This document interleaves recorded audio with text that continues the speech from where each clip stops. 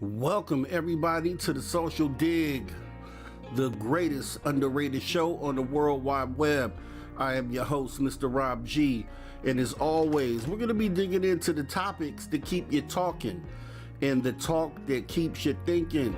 So come on in, kick your feet up, get comfortable, get an ice cold beverage, and get ready to join the conversation.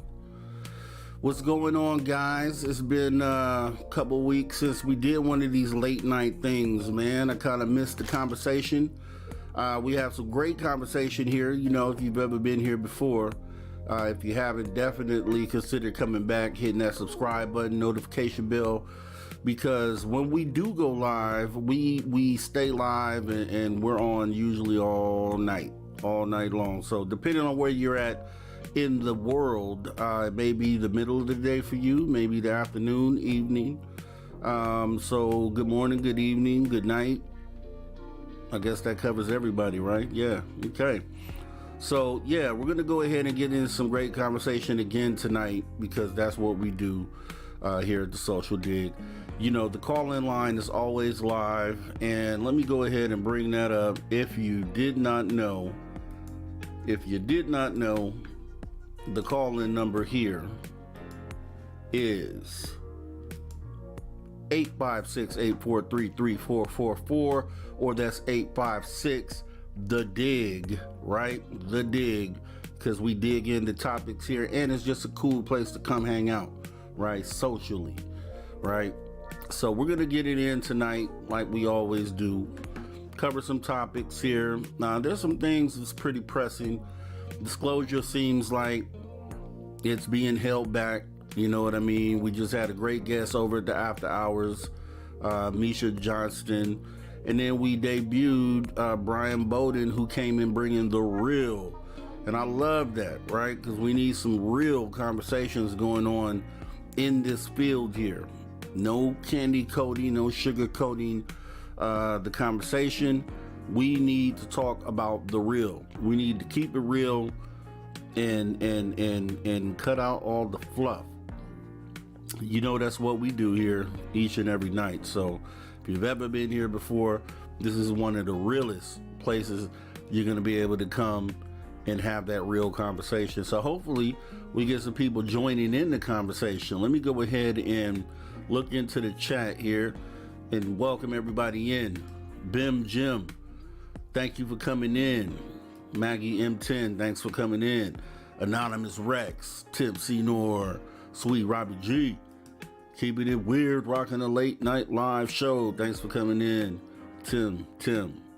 We got Lightwalkers. Hello, late nighters. Hello, Lightwalkers. Thanks for coming through. Magneticus Attractors, thank you for coming in, sir.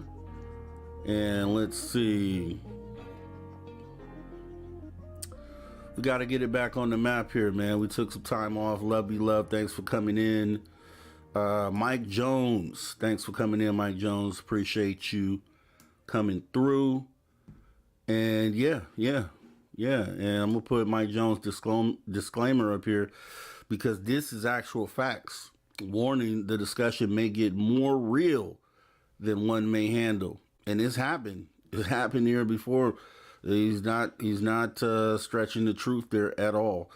We've had conversations that are really tough to have over here, and it's going to continue being the place where those conversations will take place. So yeah, you know, being out of the saddle for like a week, 2 weeks almost, is crazy for me, because I'm always in the cycle. And you know, even though I had some well-deserved time with the family, because they wouldn't let me, you know, not take the holiday. So had to do that. We played some shows on After Hours, some repeats, some of the best that we find in the vault. And we'll be doing the same thing for upcoming Christmas holiday as well. So, but we'll do in the same fashion. As you see, I still hosted the show and then introduced the video. So we'll do something similar to that as well. Yeah. Area 51 was over at Space Out Radio. Hopefully he comes through tonight, man. I haven't talked to him in a minute. Sovereign, thanks for coming in. So, yeah, we're going to go ahead and jump into some stuff here. Like I was saying a moment ago, disclosure, like, where are we at, right? Where are we at? We knew, we've always knew that they were going to try to stop us as we crossed the finish line. We knew that. We knew it. You have those senators now that are trying to block the Schumer amendment. Um, and I don't know where that's at right now. I don't know if that passes. But here's the thing: we've always said you can't depend on the government for to bring disclosure. If they do, that's nice. That's the cherry on top. So technically, I don't really feel any kind of way about them doing this because we knew that they would. And if you didn't have your eggs in that basket, then it really wouldn't matter to you, right? However, we know what we've seen, what we've experienced, and we know those things are real. Some of us have them on videos. Some of us have taken pictures of these things. So for us, we've already had that moment where we are like, yeah, this is real. So, the only place where the government can really help out in this or add, I'll say not even really help out, more like add to the conversation would be, you know, them showing because they have the craft. We've seen the craft, we've seen these beings, but we don't have possession of anything. And that's where that's the only thing that they have where they can actually add to the conversation. They can open up the doors to where these things are being held and say, look, this is what we have, and be able to see it, touch it, and even the beans that they have stored somewhere. You'll be able to see the beans, at will because they have them stored somewhere. And so that's the only place where they can add to the conversation, truthfully, and where they can add value to the conversation. Because other than that, just like we talked with Brian, he said he's able to call these craft in. And then, if you've heard me on this show, I've said that a million times, right? So why don't we call in these people that can call these craft in and have them have a moment where they do this in front of the world? And I think we'd be on to something because, I think there's some people that can actually do this. And I think that there's some people that just say that they can.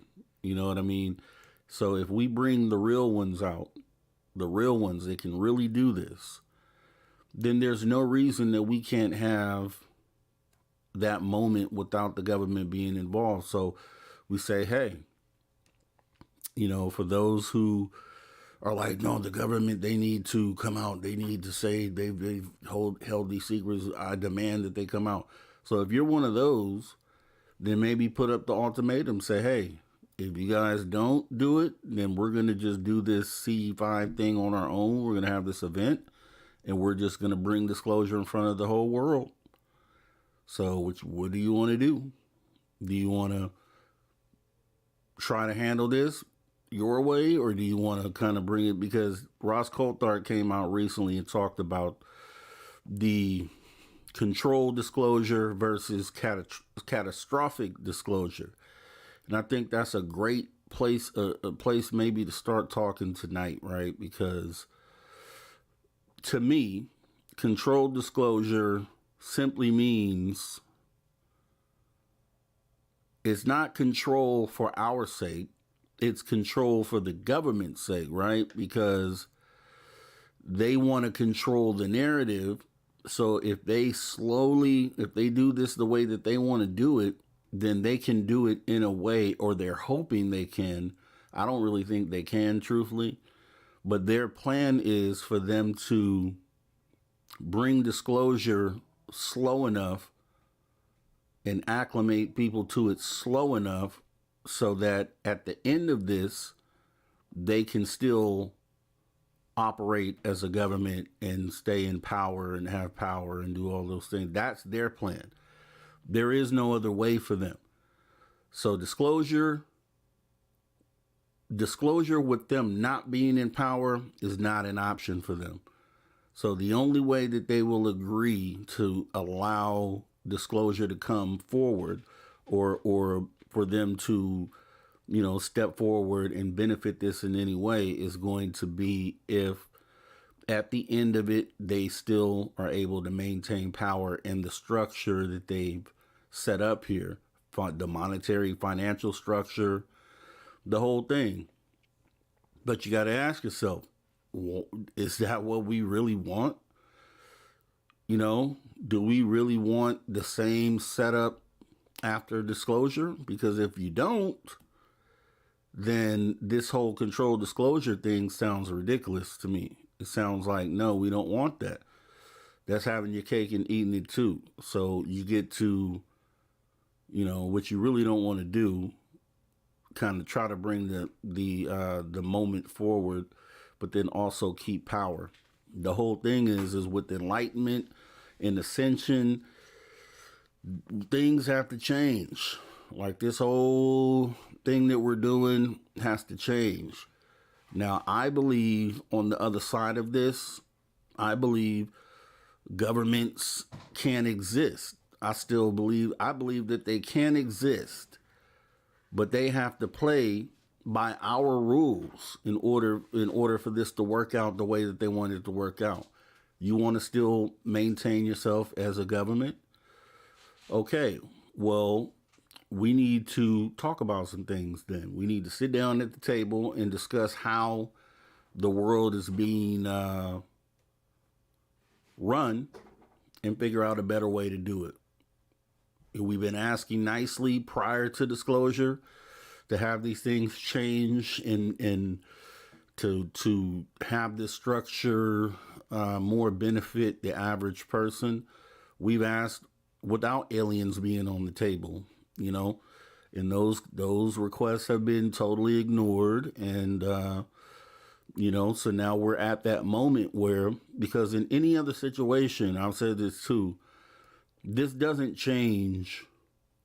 Like the ability to have that moment where things could change doesn't happen unless there's some sort of 3 events that I think that put humanity in a position where the things that we want to change could change. And you're at that moment in time where those things could happen.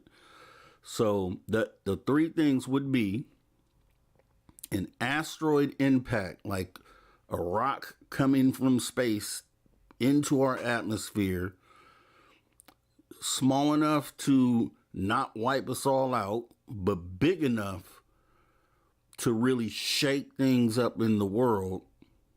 That would be one thing. That'd be one thing that in that moment in time, when the event would happen, would be something that would give us that moment where, hey, okay, now we can change things. We have an opportunity to take it this way or that way. So you have the asteroid impact, not global killing, but just something big enough to, I don't even want to think about it. It's too scary to even think about, but it would take something like that. It would take, number 2, another bad thing that's really not an option because no one wins, which would be some sort of nuclear war where, we're on the brink of destroying the entire planet, and we're in that moment where a button press could end everything and no one wins. So I don't even think that's really a viable option, because even if you live through that, it takes so many years for radiation levels to subside to a point to where we could do anything with this planet. So really, that one's kind of off the table, but it is a moment that would cause the current structure to probably crumble at that point. And then the third option is the one we have now with the ETs visiting this planet. 3 things. There's only 3 things that can cause this system that we're in to change. And we have found ourselves in a position to be alive in a moment where we can affect the change. Like we can really step forward, ask to be, represented, represent ourselves, and request that things change. So I'm looking at it like catastrophic disclosure would be, hey, disclosure just happened. Government, you didn't get a chance to try to smooth things over first, and it's just here. Now, what are you going to do with it? So I'm kind of more for that. And, as crazy as that sounds, right? Because catastrophic disclosure, who is it catastrophic for? Like, who is it catastrophic for? Is it really catastrophic for us? Yeah, there's some crazy things that may happen in the moment. Some people may not be able to handle it well, the news, but a lot of people would, I believe. We've been conditioned enough in over various generations at this point to at least have our mind open to not being the only ones out there. So when we look at this, even if you believed, all these space movies were science fiction, well, now you understand that a lot of them are plausible. You know what I mean? But you've at least been exposed to some of the scenarios that could take place going forward. So with that being said, I think that there's definitely a larger part of the population that is actually ready for this to happen. So, yeah, controlled disclosure, catastrophic disclosure. I think there's only really one way, but I put it on the table for the government. So if any, like Dave says, any of those 3-letter agencies watching, any of those people that might be in a position to make the decision on that government end, I always say you still have time to do this the right way. You know what I mean? You have time to still come out on the other side. And because, but the thing is that it can't be this 20-year plan or whatever it is that they've been talking about. You know what I mean? It has to be, okay, guys, ETs are here. We've known about it. Here's what we're going to do going forward. Like that needs to be the conversation that should be happening like soon, like now. It should have been happened really. But, if you still want to be part of the conversation, then you have to come to grips with the people and say, hey, we've lied. Forgive us. This is serious for humanity. Here's how we want to do, here's how we are thinking about going about this. You got to open the conversation up to us. You can't continue to have that conversation behind closed doors amongst yourselves and then make decisions for everyone else in the world that can lead us anywhere. Like we don't even have a say so. I brought it up before that what was the alien perception of humanity, and then what is the potential that aliens have interacted with our governments, and in a world, just if you think of a scenario where, okay, yes, they did interact, what if they told them? What if they told them back in 1947, you guys we'll give you 50 years to get rid of these nukes. Like you have 50 years, the clock is running, and we have no voice in that conversation. We don't even know the conversation's happened. We have no clue. Not saying that it has. I don't know if they've actually interacted with our government. I have no clue. But I'm saying if you think of a scenario where that did happen, they did interact, what if they gave them an ultimatum and said, you guys have to do this or we're going to come in and make you do it? And when you're dealing with egos and things of that nature, then you have situations where, like, the government's like, well, you're not going to tell us what to do. And then they're saying that on behalf of the rest of humanity. So Yeah, I mean, that's the reason why, the conversation has to be taken out of the government's hands. And let me see. Lex Diaz says, I vote for catastrophic disclosure. Man, I'm with you. I'm with you. I'm with you. Let me actually go back because I got on a little rant real quick. But I feel strongly about this is the reason why. And let me see if anyone else. Welcome to the show. Welcome to the show. Uh, yeah. Okay. Mike Jones. Yeah. So let's do is I vote catastrophic disclosure. So do I. Because it's got to be better than sitting in the system that we're in for who knows for the rest of our lives for sure, and then handing that off to our kids too for them just knowing that they'll be locked up in this crazy system is not settling. Let's see. All right. Bim Jim, 13% of the population say they have seen UFOs. I redid this poll myself. It was 13%. Has it changed? I don't know. That's a great question. I mean, I have no clue. I haven't really, I haven't seen that poll. I just know the a lot of the recent polls done by the media, as far as do people believe that the government is holding back information on UFOs. They did that poll at least twice within the last 6 months. I know the first time they did it, it was at like 57% say yes, they believe the government is withholding information on UFOs. And then 20% said no, 23% said they didn't know or didn't care, one of the two.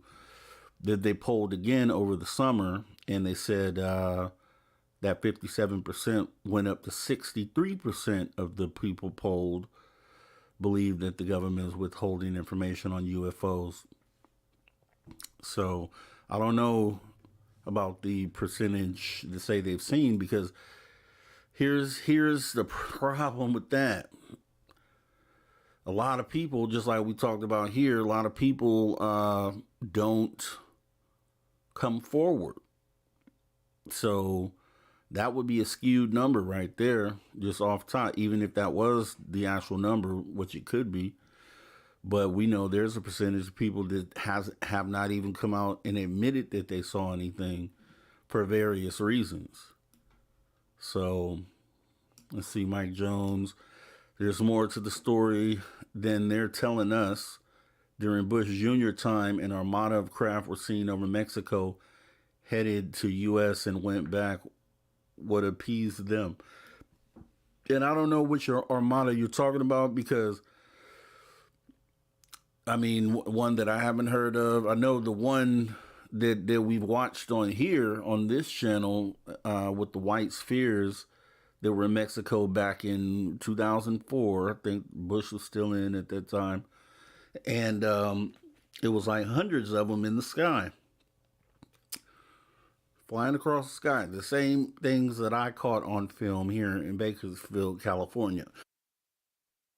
Excuse me. So the same things, the same objects that I caught here on camera were the same ones seen in Mexico in 2004, 2012. And these are huge groups of objects at once. You know what I mean? So it could be, that happened during Bush's time. So maybe that's what you're talking about, Mike Jones. Um,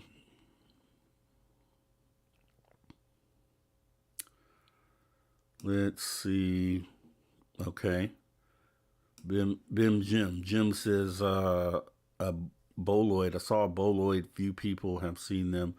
A boloid is a rock from space that is bigger than a meteor. Basketball size, puts on a big show. Yeah. Yeah, I mean, if you had something that would take out a city, obviously the rest is a lot of the world wouldn't have direct effects from something like that. but it'd be something so catastrophic that it would blow, it would, you wouldn't even be able to conceive like that type of destruction, something like a whole city erased, like a crater in the place of a city. Yeah, something we've never seen. We don't want to see ever. I hope I don't ever have to see that. That was one of my biggest, I'm going to tell you, before I realized that UFOs were real, like not that they're real, but they're here every day, like they're here all the time. Prior to that, my biggest fear was a meteor falling out the sky, because we've seen a lot of cases where, even though they say they track a lot of these, that some come in from, from the sun's direction, and they're not able to catch those, and those just show up all of a sudden. Boom, they're in our atmosphere, and it's, within a couple seconds they've either exploded or whatever they've done. So there was a lot of years where I would, and I still think that's still a concern, as far as something just anonymously popping up, falling out of the sky. So, but that's one of the three things that will put us in a position for us to change what we have going on. Let's see. Do the aliens have an opinion on disclosure? That's what I kind of was talking to with Misha, right? And I've talked to other guests about that too. Because what if they do? I've looked at it a few different ways. Like, some people are like, okay, they're here monitoring us for the good. They want to help us get to a certain point before, and so we can join the Galactic Federation. And that sounds great if that's the case. But what if they're looking at us like, oh, these creatures are crazy. Like, look at their look at how they treat each other. Like, we can't let this out off this planet. So what if they were guarding the planet, making sure that we don't get to leave?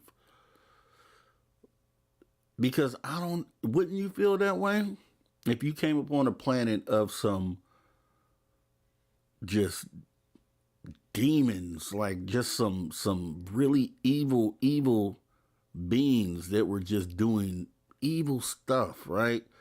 If you came across that planet and you saw they were just about at the age where they could come out into space with everyone else, wouldn't you be like, nah, we can't let them do that? Like, if we let them out here and they are able to spread out, they're just going to spread this sort of energy out, and that's not what this is about. So I think a couple things could be going on with that, Jim, when you talk about the aliens' opinion on disclosure. Because I've always looked at, what everyone else says, which sounds good, which is, yeah, they're just here just looking over us till we're ready. They're just kind of guiding us, and kind of once they're holding our hand, and kind of once we get there, they're shutting down our nukes, and they want us to just get rid of nukes and be peaceful and happy. And so, yeah, I mean, I'm with that. But like I said, at the same time, some of them could just be sitting here standing guard, truthfully. Like, we'll just sit here, we'll patrol this planet, we'll kind of make sure that they don't bring any of this poison, this radioactivity, to other, virgin planets where, they would immediately contaminate. There's got to be the thought process, right? Like, I don't know.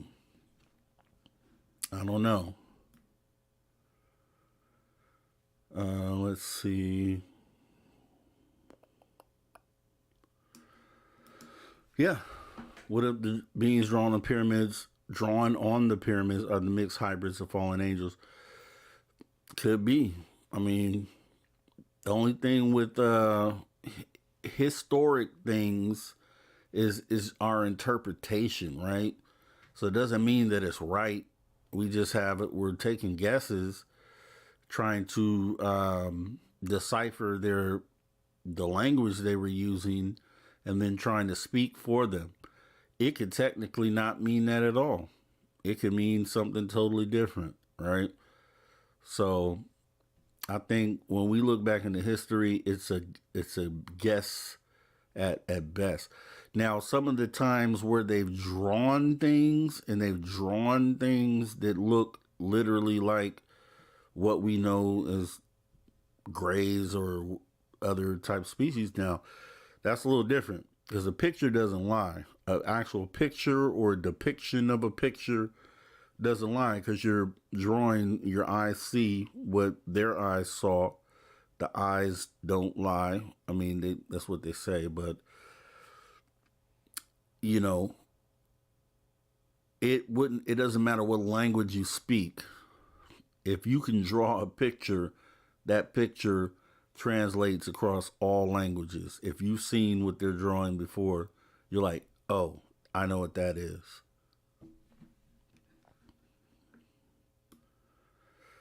And let me see.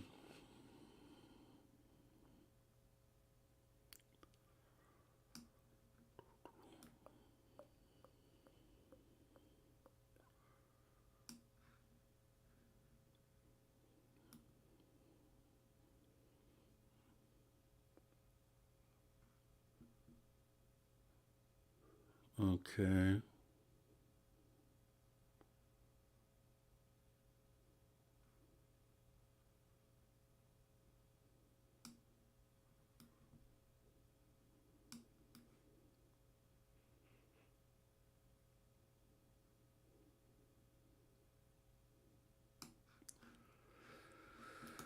What if they are the evil ones lurking about? What if they are evil ones lurking about, warned off? That's another one, right? That's I've thought about the one too, right? With the scenario where, you know, the ones that are here and kind of interacted with us are protecting us from ones that aren't so good. So, there's a few different ways to look at that as scenarios, right? Because we don't know the true answer, but there are a few different scenarios. Adeb from SAC, thanks for coming in. Um, it is so hard to say.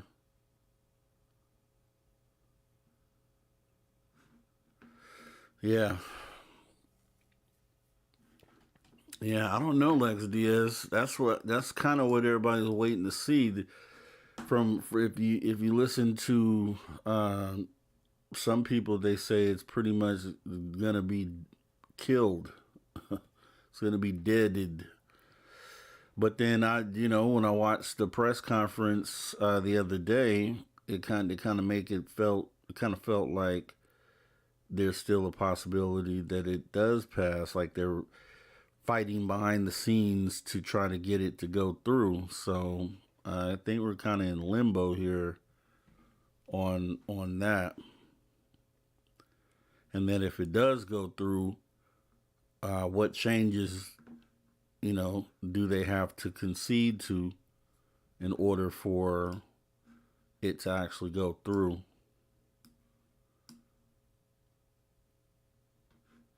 Yeah. So yeah, that's where I'm at. I mean, I don't know, man. I don't know. I'm at a point where we're kind of at a standstill situation when it comes to the needle moving. So that catastrophic disclosure. Yeah, Lex. I mean, it's the only way forward. We have to get, like, somebody has to come out with pictures, or someone has to come out that wasn't supposed to come out, and it can't be somebody who was approved through DOPSR or something like that. It has to just be somebody that says, you know what, F this. I'm not about to let people go down in this fashion. I'm about to go out here and I'm about to tell everything. I'm just going to go on the news. I'm just going to say every single thing that I know. Right? But it sounds familiar. It does feel like a hopeless situation, Lex. It does. It does. That's why, going back to segueing into where we started on this conversation, that's why it goes back to channelers, C5 people. I don't even know what you call them. C5 experiencers. I have no clue. But those people, the people who claim that they can have contact with ETs directly and get them to respond, those people. So we got to get those people. Those are the people that we should be talking to. Everyone should be talking to convince them to, like, let's sit down and make this an event. Let's have this day in the future where we set a date on the calendar, and on that date, just like, what was that? The Raid Area 51 thing? Like, it was a whole date and the whole party. Everybody signed up, yes, on social media to go. So we have to set up something like that, where it's like disclosure day or confirmation day. We can coin it. We can promote it. You know what I mean? On social media, confirmation day, June 2024, June 7th, 6th, something like that. Some special number date. Let's pick a number date. Pick this date and say, this is disclosure day 2024. This is the day that that humanity, the people within humanity that can bring this thing forward, are going to get together on this special day. We're going to summon in as many UFOs as you need to see live, and we're going to get this to happen with everyone watching, and we're going to do it. And then, man, like, if that's a thing, I believe people can summon these things. I believe they can. Because when we get down to talking about the consciousness and the thing, I think that's a thing. I think it's a thing. I think they can, I've experienced weird, like, telepathy, not with ETs, but just amongst other humans. You know what I mean? Like that feeling of knowing what someone's thinking, or like those things. Like, that's just a little taste for you to know, or to feel enough for you to feel like, wow, like, I read your mind. That's something we say all the time. Like, you read my mind. You read my mind. It's more than just a saying. It's something to that. You know what I mean? So if that's a thing, which we live in normal life, a lot of people have come to that realization that you were thinking what I was thinking. We were thinking the same thing. You know what I mean? And we know that the mind can do a lot of different stuff that we just haven't figured out. So I'm on board with the C5. I think that's a real thing. I think people can, it's very likely that something like that can happen. And then if that is the case, then we need to pull those people together and we need to set a date. There's no reason that shouldn't be happening. Now, you can blame the government, or because we know they won't bring it, and we can complain and sit up and talk all day about how this been 70 years, 80 years, 90 years in some cases, where they could have done something, they didn't do anything, they held everything back. But what can we say about ourselves, right? Because we're doing the same thing. If we're sitting here in a community with people that can reach out to these ETs, and we're complaining, which I'm not, I'm just saying we're as a group, if we're complaining to the government about how they won't release information, we're not even using the tools that we have, then what are we talking about? What are we really talking about then? Doesn't make sense. Doesn't make sense. If I was on the skeptic side, which I walk in the middle, let me just be clear, I walk in the middle. But if I was one of those hard skeptics out there, the ones you see out there shooting down everything that comes up about UFOs, if I was one of them, I'd said that a long time ago. Why don't you guys channel one? You say you can channel. Yeah, you said you can channel. You said you can talk to ETs at any time. You said this. If I was on that skeptic side, I would shoot. Anytime someone talked about UFOs, I would bring that up. Because you don't, that's, what can you say? I mean, it's just, hey, you're right. You're right. Why aren't we trying to do that? Who's trying to do this?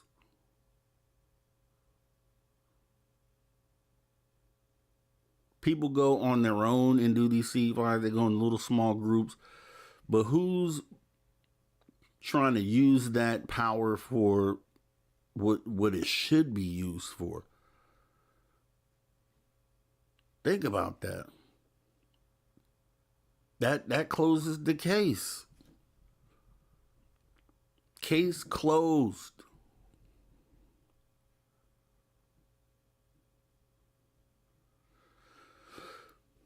Somebody can make me understand why. I don't know. Take case closed. Case closed.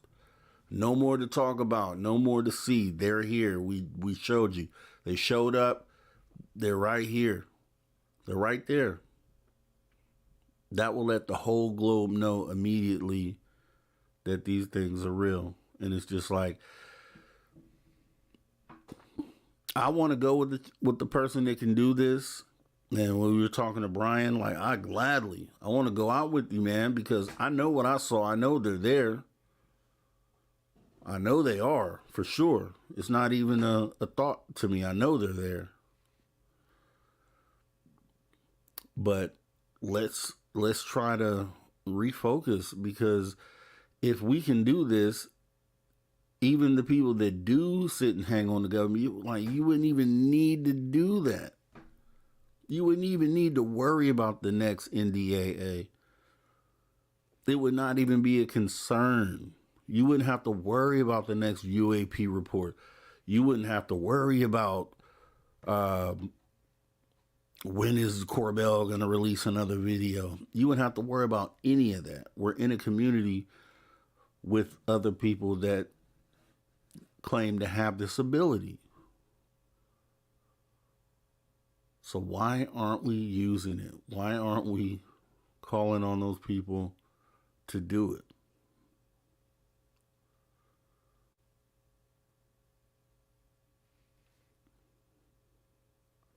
Once again, there's going to be some people that literally probably can't do it, and they're just saying that they can. There's going to definitely be some of those. There's going to be a group of those people that's like, you know what? The sun has to be out, or I'm feeling kind of nervous, so I'm not able to. So you're going to have those people for sure. We know that. There's going to be some of those in the group. But I truly believe that there's going to be a group of people that are really authentic with that and can really bring that in. So, just like I was saying to Brian earlier, cutting all the BS, getting all the fluff out of there. We need to do that. People that call out people in ufology, like Lou Jimenez, right? He calls people out in ufology, says this person, I don't have a problem with that. I do have a problem with slandering people. I don't like that. But if someone is a known fraud and is obviously saying that they have an ability that they don't have, then yeah, move that person out of the way. Because I don't, that person is just in the way of the conversation. That person should step aside themselves. But if they won't step aside themselves, then yeah, you have to call them out so they can step aside. Because those people do need to step. We need the people that have these abilities, that really have these abilities to step in and fill that void. So maybe that's the new movement. Maybe that, hey, We're spitballing, right? But maybe that's one of the ways we can go. Because I think that's a viable option there. I really do. I mean, it's a why not? Why couldn't we go that route? I think we can. So stay tuned for that. Because I'm going to make it a point to put a list together of a lot of the CE5 people, channelers. I'm going to make it a project to reach out to all those people and position this idea.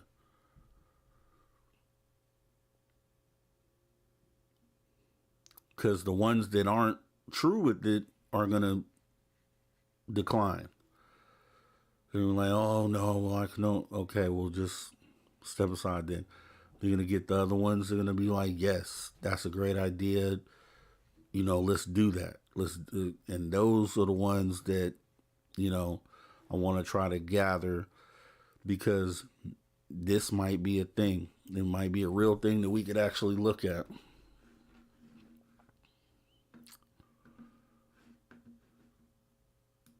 So, any updates? Aliens found in South America. I haven't heard any stories about them, truthfully, since all that died down.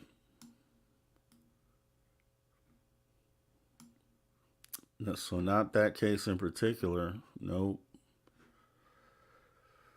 Ooh, yeah, this too, Lex Diaz. It's funny, we keep looking for aliens up in the sky without realizing that perhaps they live here with us on Earth. Yeah, or underwater, more likely.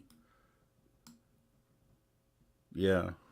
I mean, but you still should look up, because they have to come and go. So you'll catch them on their way in or their way out. That's the other thing that we need. Y'all hear Rob calling us out. Hey, if what they say, if the shoe fit, put it on and tie it up, lace it up. If the shoe fit, if it walk like a duck, quack like a duck, it's a duck. If it look like a rose, it smell like a rose, it's a rose. Yeah, Mike Jones Stargate program, pretty much. And see, I think that's kind of what all that, right, is about. Like, you know what I mean? So they did that because they put that program together because they realized that humans do have some sort of capabilities that we don't just, a lot of us haven't realized, that we just don't realize we have. And they realized it enough to put together a study to get some of the best people that they felt could do it and try to get them to prove, you know, that we're able to do it or not. And then if they get the answer to that, then figure out how they could suppress that within everyone else. I think is the second part of that plan. See, we need the aliens to do their part to convince the rest of the world. Right. I mean, so that's the calling them in, inviting them in.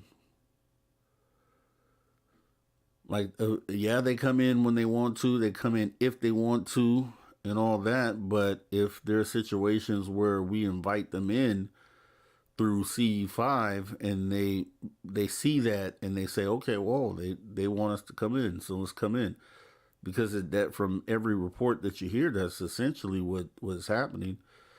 So a person is putting the invitation out or the request to these ETs. The ETs are receiving that request and understanding that we would like them to come in, essentially. And then they come in and do whatever light display or whatever it is that people say they do. So, I mean, that's essentially what's being done. So if you know, and you'll hear people say, yeah, it's easy. I do it all the time. I just go out there and okay, well, that's what I'm talking about. Let's get that. Because the government knows if we can do that or not. That's for sure. And I think they probably know that we can.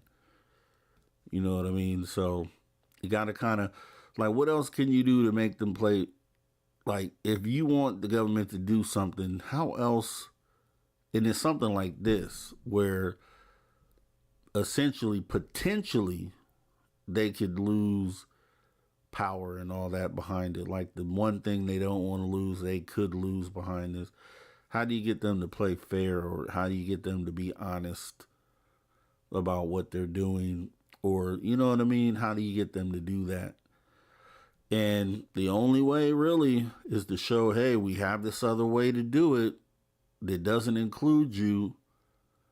So either you could be a part of the process, and then we see how it all turns out on the other side, and maybe we, because you were being true, then we can forgive you and kind of move forward with you, or we can let it happen over here, and then once we finish with that, we're going to focus on you and tell you how, you know, this, your lie has been proven and you need to get up out of here.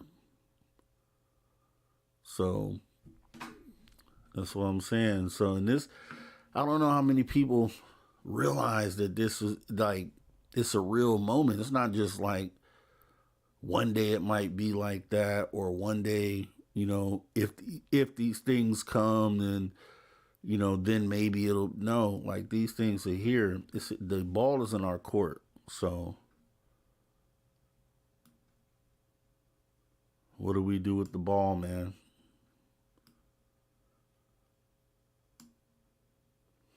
See, and that's the other part of it. And that's why I was loving talking to Travis, because yeah, maybe contact the Navajo and the other old tribes, including the oldest Aboriginals.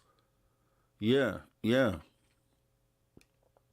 I agree. I think they have their finger on the pulse, actually.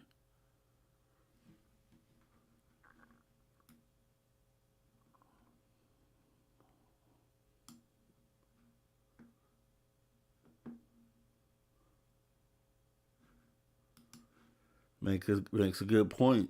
Tim R. Most folks are terrified of those from other nation states. How are they going to accept other ETs? Yeah, yeah. Not only that, we can go down a list. This nation states, neighborhoods, cities, their own backyard. You know what I mean? We can go down the ladder. Truthfully,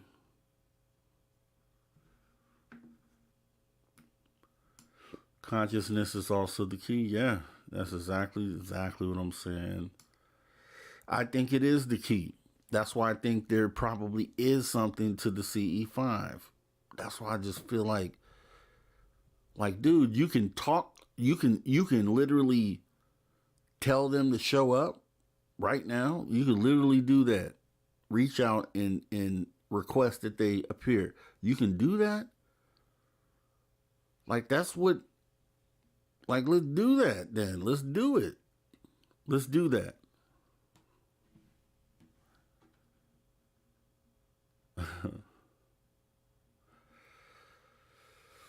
Yeah, this is one too.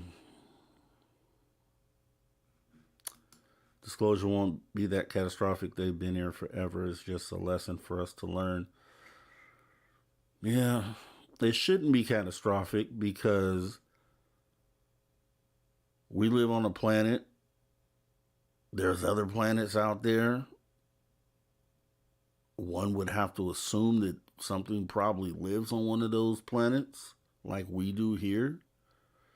Like, all that stuff is like, if you take away all the disinformation that's taking place over time, and the scientists just saying, "Oh, well, we can't. We're the only ones that exist. Like, where's everyone at? We don't." So if you take all that out the equation, if we go back to square one, and we just say, "Hey, okay, we're on a planet. We're in space. This planet is in space. We're going around a sun. There's other planets orbiting this sun. Okay. Wow, wait. There's, look at all those other suns out there. Oh, those suns have planets orbiting them too? without even being a scientist, you would probably assume at least one of those planets orbiting each one of those suns has life on it, like it does here.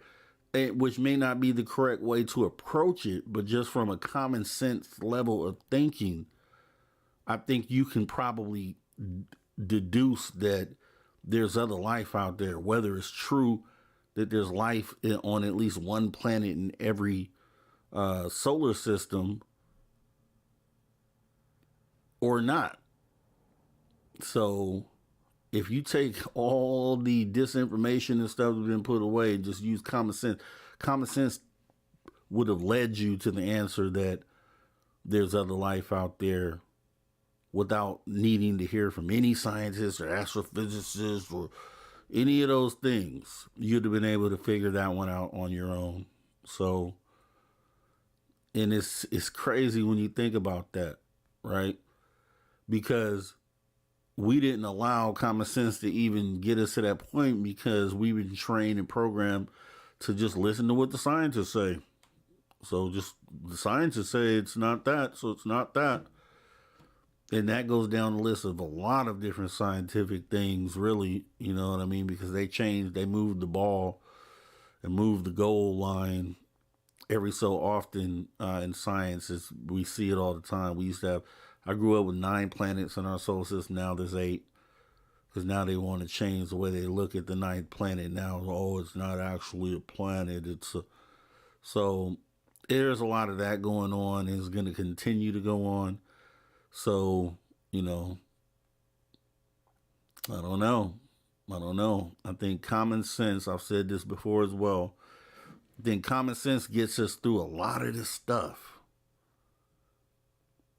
If you just push away everything else that people are saying and then just go back to basics and just use common sense, look at it, think about it, analyze, and then use common sense. And I think more times than not, you'll probably come out with the right answer.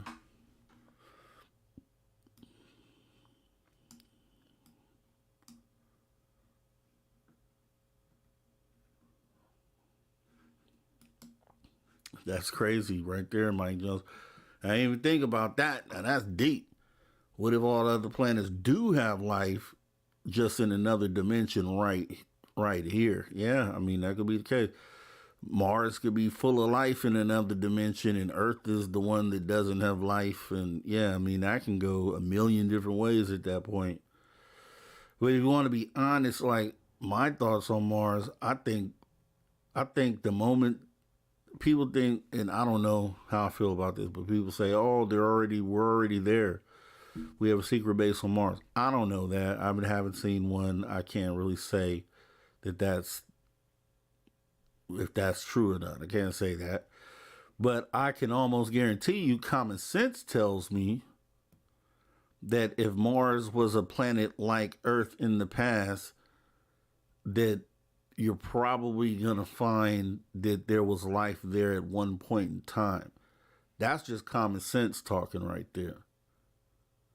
We don't need any soil samples. We don't need any rovers moving across the planet. Like, we don't need any of that. Like, common sense, that's science. Just the not common sense in your mind or in your consciousness. That says that if this planet was Earth-like, chances are something used to live here. And I think once people get over there, when actual humans get over there, whenever that is, I think once they start digging under the dirt, they're going to find bones. They're going to find fossils, I think. I think they're definitely going to find them. We're digging up dinosaurs here on Earth. 60-foot lizard bones. We've never seen a 60-foot lizard, but we dug underground and we found their bones, right? So I think that's going to be the same thing going on to another planet that may have inhabited life. You may go there and find dinosaur fossils on Mars. You know what I mean? You may find a lot of the same stuff that you find here over there on Mars. It is crazy. Yeah, Deb. Fortunately, we've been programmed not to question the scholars or think for ourselves. Yeah, right? Because it's not that hard to do. Like once you start thinking things through, you got to remember like scientists don't know more than you do initially. Like they're able to run tests maybe and send something out in space, and then at that point maybe they're the knowledge, the data that they gather might surpass more of your just general common sense thinking or logic, right? So, but at the starting point, you guys know the same amount of information before they get a chance to run a test or do any of that. Your knowledge is at the same level. Regular person, scientists with no data yet. You guys are both at the same place. A lot of critical thinking, hypothesis, theories, but we do that just as regular humans, right? So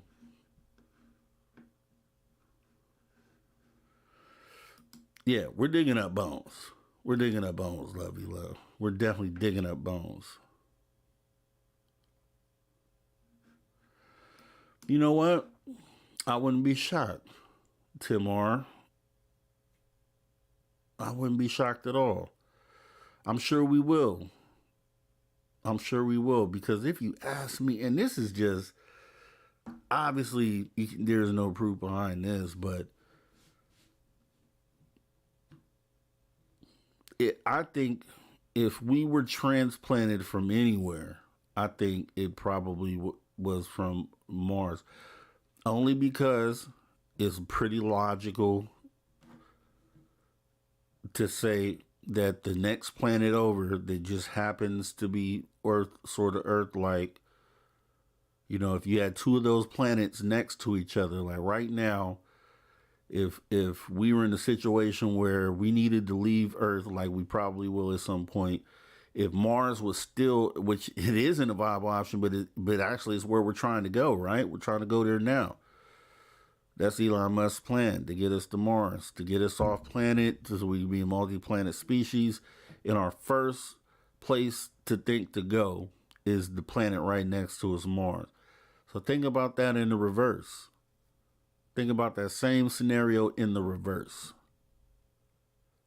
If we were on Mars and we're like, damn, this planet is dying, we have to go somewhere, and we're like, oh shoot, the next planet over from us is just like this planet. Probably would go to that planet. Probably would go leave that planet to come to this planet. It just makes sense. It's just common sense right there, right? Common logic just makes sense. But you have a lot of people that be like, oh no, we came from this star system way out there, and maybe we did. We don't know. But I'll tell you what logic and common sense says.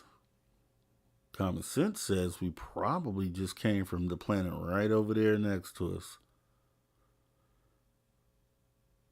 That's why I can't. That's why I hope in my lifetime we're supposed to be there in 2030 or something like that, something close to there.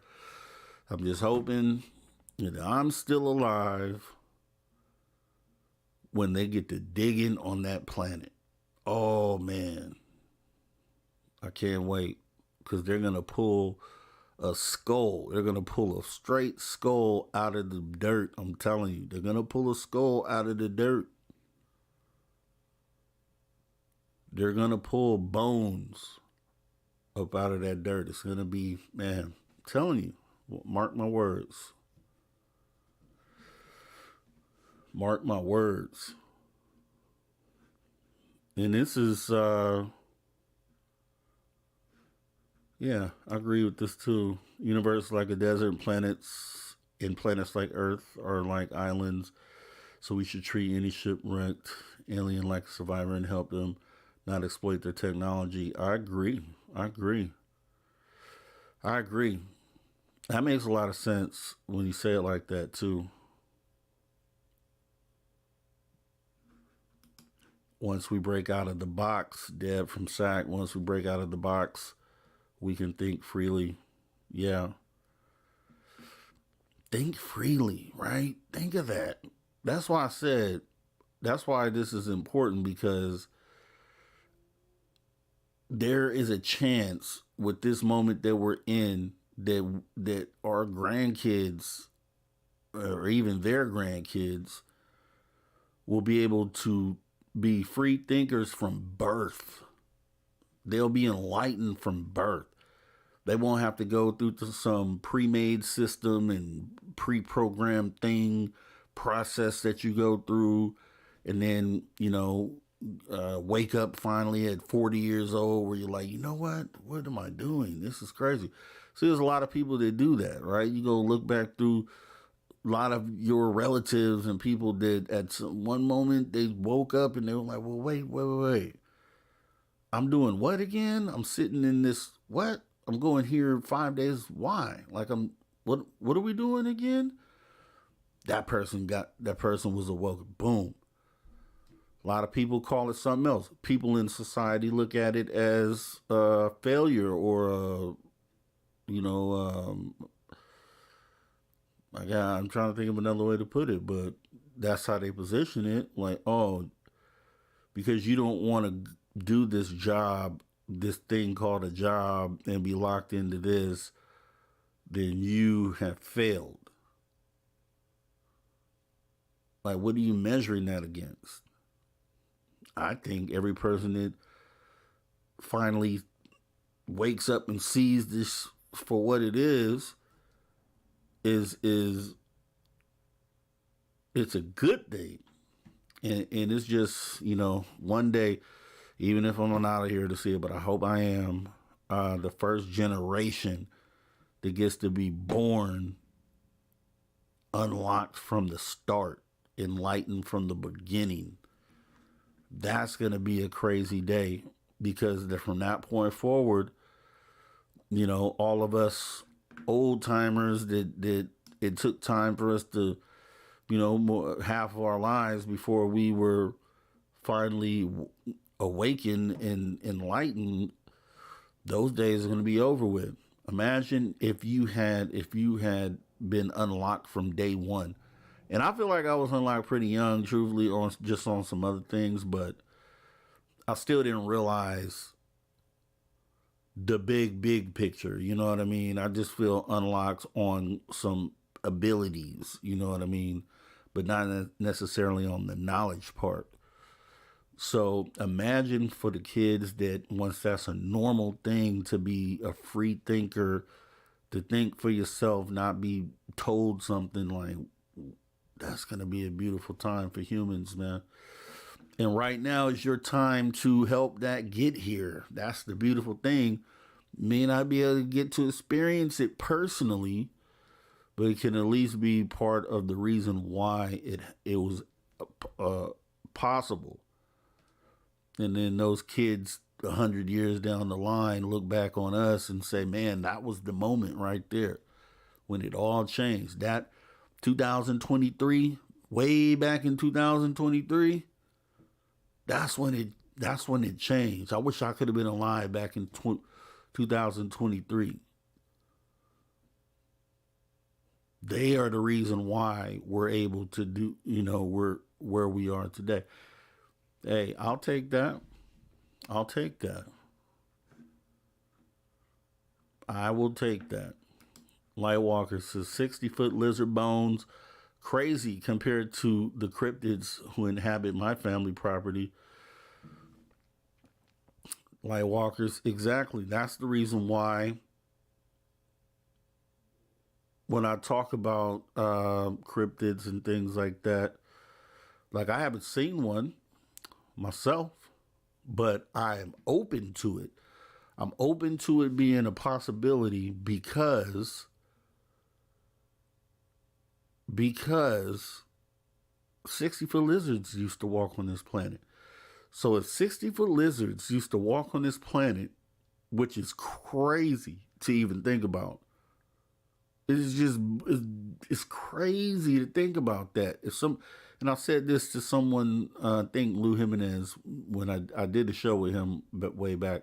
You guys should watch it. It's a really good episode. But I was like, if someone just came and told you, like, if you've never seen a dinosaur fossil before, you had no clue that those were ever a thing, and somebody just came and told you, hey, 60-foot lizards used to walk on this planet, you'd look at them like,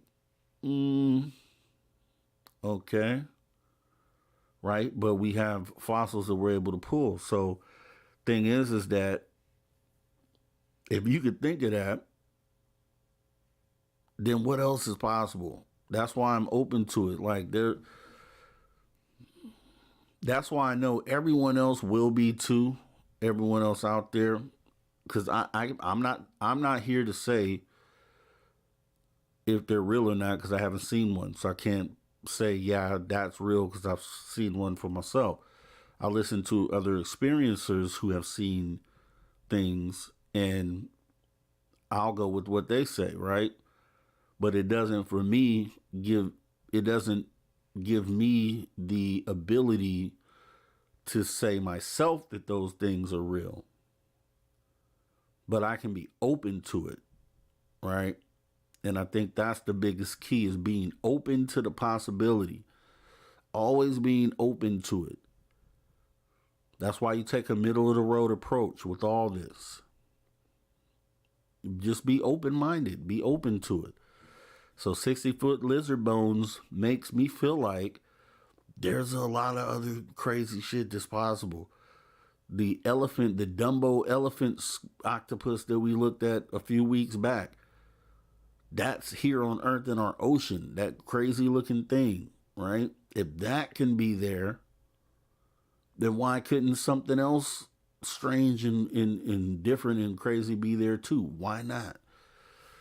Answer is that it could be. So once you open your mind up to that, and I think we got a guest in the back here. I'm gonna go ahead and bring up here. Just a second here. Let me move this out the way. Make room for the guest. We got Jim in the house. Say, Jim, how you doing? Hey, I'm doing good, man. Yeah, I got my best headphones on and everything, man. Ready to roll, rock and Let's roll, go. man. Let's go. Yeah, Yeah. man. So just talking about some deep, crazy stuff right now. My battery just went out too on my camera. Yeah, but we're talking about some crazy stuff, man. How are you feeling? And you have any opinions? Oh, I'm good. Yeah. Well, I just wrote a comment there, but don't panic. You're saying be open to everything, but Yeah, don't panic. That's my philosophy, right? right, My my favorite philosopher, the first thing he tells you is don't panic, okay? Because panicking never helps. you know, if something really weird happens, just don't panic. Just look at it, what it is. What's that? Just right. be ready Great to learn advice. something new. I figure That's that's my great philosophy. advice. That's my philosophy. Yeah, that's Douglas Adams says don't panic. He's I got all his books. Great guy. He wrote Hitchhiker's Guide to the Galaxy and all that stuff, right? Oh, Which is okay. it's philosophy, but it's not for everybody, I guess. It's kind of a he writes his philosophy in the form of humor and uh, science fiction humor. Period, which is very strange. But anyway, no, this thing don't panic, right? I and you were mentioning CE5. Right. Now, I only have one experience with CE5, and I don't count it as a paranormal experience. It was just this weird thing that happened one day. So I have to explain this, right? Because I'm a loner. I am that, and I've always been that since I was a kid. But I'm not always alone. It's just that I do a lot of things on my own. So CE5 is something you do with a group of people, right? Right. So you would think that I would not be into CE5 because I'm somewhat of a loner. But, I did have this one experience though where I looked out my window one late afternoon, and the sun was just going to go down pretty soon. I saw one of my neighbors was sitting out there on a bench in a common area. He's having a smoke with his pipe, because his wife won't let him smoke, of course, in the house. So I see him sitting out there. His name's Steve. He's a really good guy, and he's open-minded guy. So I go out there. I get a smoke, and I go out there. And I sit down on the bench beside Steve, and I kind of let him choose the topic, whatever he wants to talk about. And he mentioned ufology, and he knows a little bit about it. So we started talking ufology. Now this is heading towards a CE5 event. Okay, this is what this experience is headed towards. Okay, so we're talking sitting on a bench, sun goes down, we're talking ufology, and we're both sitting there side by side looking down at the ground, right, as one does. And I just lifted my eyes up and looked up in the sky, and I saw the ISS going over. I've seen it before. This is the International Space Station, and it's the brightest thing we see up there. It's really, and at that time of day too, you see, because the sun has gone down on us, but the sun is still shining on the ISS. So it's a Hmm.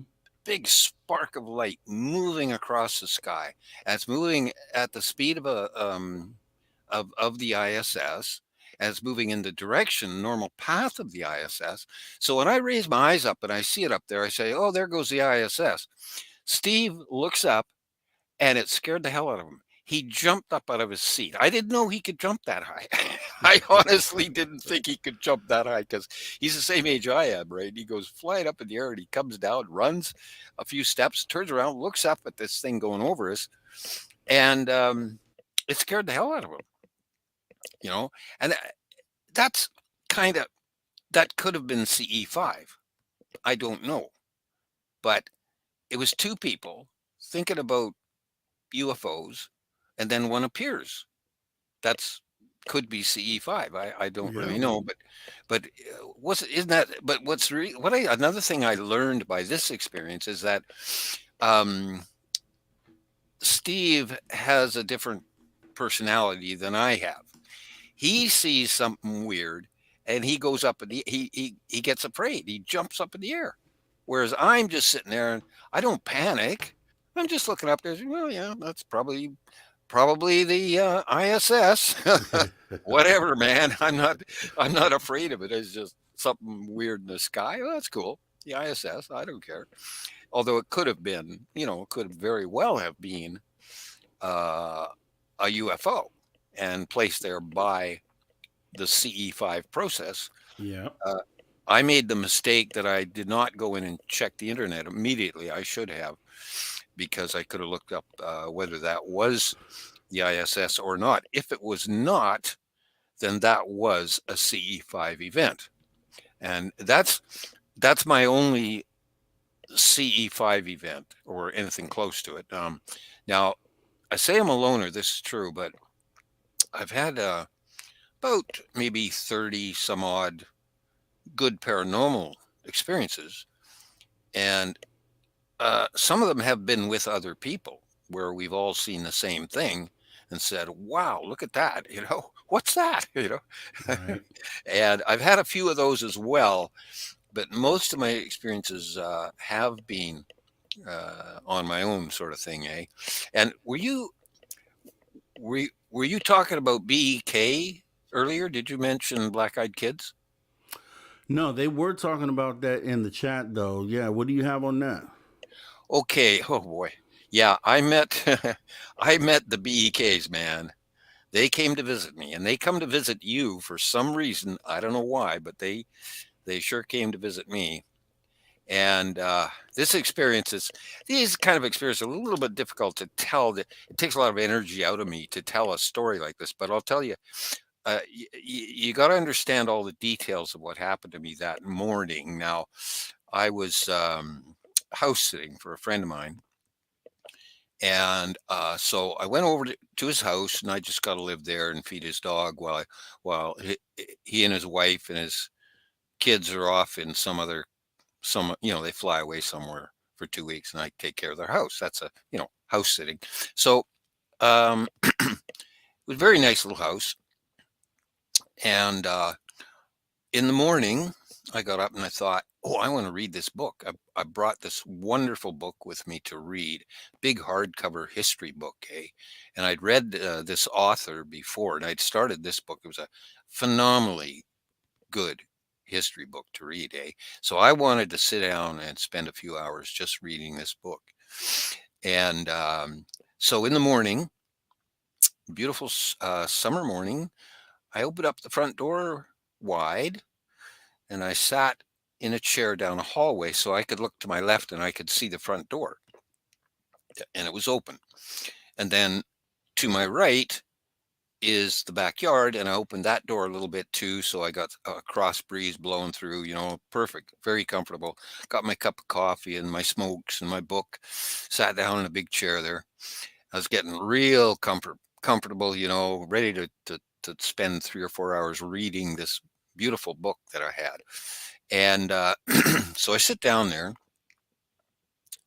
I'm all ready, and I open the book at about page 100 because that's where I'd read to so far. So I open this book, I look in it, and my face goes into the book, and my whole body flies down into this book. Okay. Now, this is hard for anybody to imagine. I realize that, but this is what happened. Now, normally my life is completely normal. Everything's cool. I'm as sane as an anvil. I don't take drugs except coffee and cigarettes. And, you know, these things don't happen every day to me. This is like once a year or once every 2 years, something like this happens to me. I I got the book open in front of me. I look into it, and my face is pulled, and then my whole body is pulled into the book. And when I'm inside there, I look around, and there's all these words all around me inside this book, right? And I'm floating there, and there's all these words around me. And I think this is not good. I thought, well, I don't think I want to do this. So I pulled myself out of the book, which took some effort. Okay, I pulled myself out, and then I was sitting in a chair again. I'm holding the book in front of me. I close the book. I look around, and everything seems normal. I can hear normally. Everything looks normal. I think, wow, what the heck was that? I thought, but I really want to read this book. So I carefully now, carefully open the book again, and my face gets pulled in, and I slam the book shut. And I think, no, I'm not going to do that. I didn't know what it was, but it was a very strong feeling and everything, and I thought, okay, no, I don't think I want to do that. I'll just look around and see what's going on, eh? Then I heard this loud boom, and it was like it was at the front door, and I jerked my head to the left to look at the front door because this front door was like a bell. It was a big single piece of wood. It's a feature door. It's very beautifully carved and everything. Beautiful door. And when you hit it, it rung like a bell. So I hear this loud bong, and I look to my left, and I thought in my mind, I saw an image of a work boot hitting the door. And I look, and I see the door's there. It's not moving. And the work boots are on the floor, and they're all lined up the way they were before. And I think, well, what the hell's going on here? Something hit that door really hard, like a loud boom. And then I hear some voices. I hear like kids giggling, and I think, what the hell's going on now, eh? Now the giggling was coming from kind of the side of the house, out in a paved lane that was along the side of the house there, right? So I go over to a window, I look out there, and here's these three kids. Um, um, they look like siblings because they all look the same, right? They're all dressed in black. The tallest one was a boy, probably 14, but very tall. And he was dressed all in black, and he had a black cape. And there was a girl who was shorter, uh, and she was all dressed in black, and she had her long black hair combed down right over her face, and it seemed to be held there in place, like their hair. All three of them had their hair down, over covering their faces, right? And their hair just stayed there, like it was held there. And then the third one was a smaller boy, smaller, probably 9 years old, I guess. And they were roughhousing in the lane. So, and they're all dressed all in black. They all have long black hair combed over their faces. Um, and they're roughhousing, like they're trying to climb on top of each other. And the two smaller ones are trying to climb on the back of the taller one, right? And they're just roughhousing. And they, I watched them for a few seconds, and I'm looking at them, and I'm thinking, this is totally weird. The weirdness has not stopped. The weirdness is carrying on, man, because I've been through a lot of paranormal experiences. And when they hit, I know, oh, this is paranormal for sure, man. And they're all dressed in black, and they're all got long black hair covering their faces and all this. So I'm watching them roughhousing just about maybe 35 feet away from me in the middle of the paved lane, right there. And they're roughhousing, and I'm watching them through the window. I'm watching them, thinking, "What the heck is that?" And then the girl turns and looks at me, and her hair spreads apart, and I can see her eye, and it's a big, shiny black eye, and it's looking right at me. Okay. So they know exactly what I'm thinking, right? And they know exactly where I'm at, because she turned her face straight towards me, her hair separated, and there's this one big black shiny eye looking right in my eye. Okay. And I thought, okay. I didn't know about the BEKs at that time. This was like about 1993, and I never heard of them before that. But here's something really weird going on in front of me.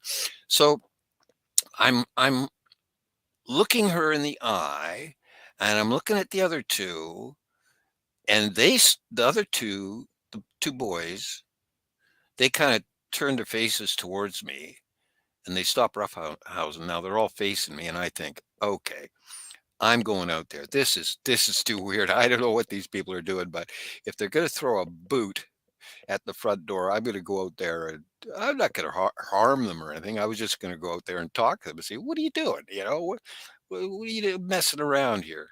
Don't throw stuff at our house. Come on." That's what was my plan. So I hurry out the front door and into the middle of the lane. There's nobody there. Now, when I got to the middle of the lane, um, the sound came back, and people who have experienced this kind of thing will know this detail, that when the sound comes back, you realize, oh, the sound has been gone, right? And now it's come back again. And you realize that is the end of the paranormal experience. And anybody who's, some people will know this, other experiencers will click on that, and they'll say, "Oh yeah, I've heard that when the sound comes back." Oh yeah. So anyway, so I look up and down the lane. Everything's normal. There's nobody anywhere. Nobody, no neighbors, nothing anywhere. And I can hear the birds and the wind, and everything's completely normal. I'm just standing in the middle of the lane, looking up and down. There's nobody there at all. So I went back inside the house, and I thought, well, I'll read the book later. I'll do something else now. So I went on and did something else, like mow the back lawn or something. I don't know what I did. But anyway, that's my one BEK experience.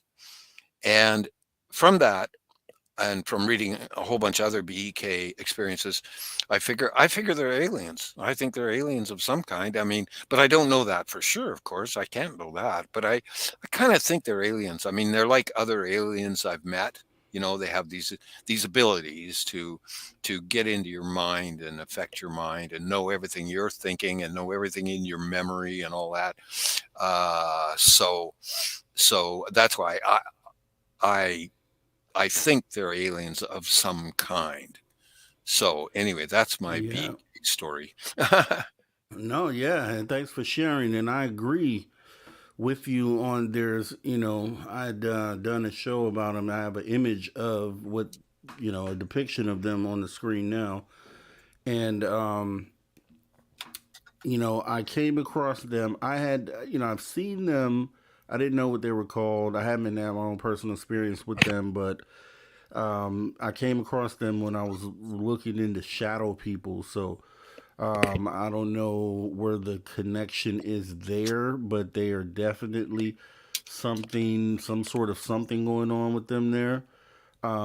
There's certain things that people. I'd read a story. I'm trying to remember how it went about a person who had an encounter with these kids, and a lot of it sounded like what you just described in your story, but there's also an element of the black-eyed kids or black-eyed children where it's I guess they're a malevolent presence, and they something along these lines, and maybe someone can enlighten me in the chat, or maybe even you, Jim, about their want to be invited in your home.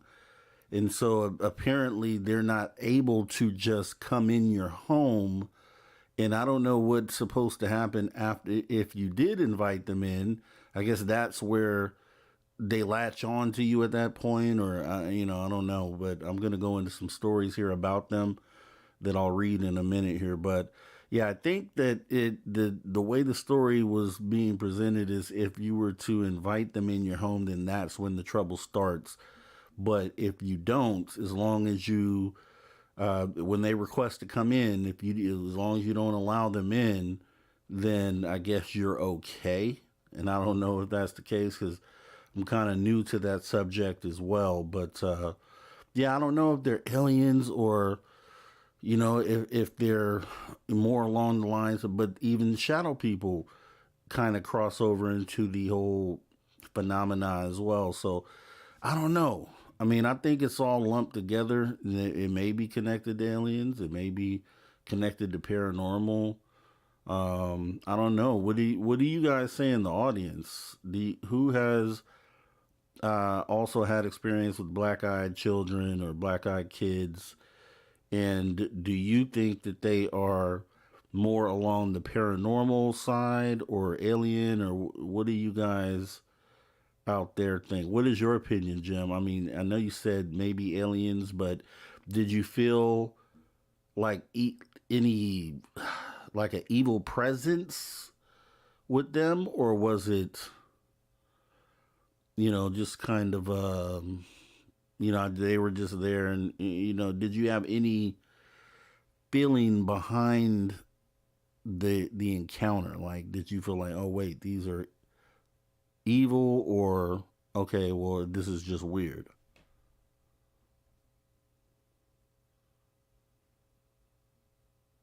Oh, Jim dropped out. I can hear Who? you. You Okay, can't. yeah, I brought you back in. I don't know what happened there. You got to drop back. Okay, Okay, you're back up now. you can hear me. Yeah, Okay, okay. Yeah, yeah, yeah. I've read all the BEK stories. I know. Yeah, I know all about it. Yeah, it's just that in my case, uh, it it was it's really clear to me that these were the same entities.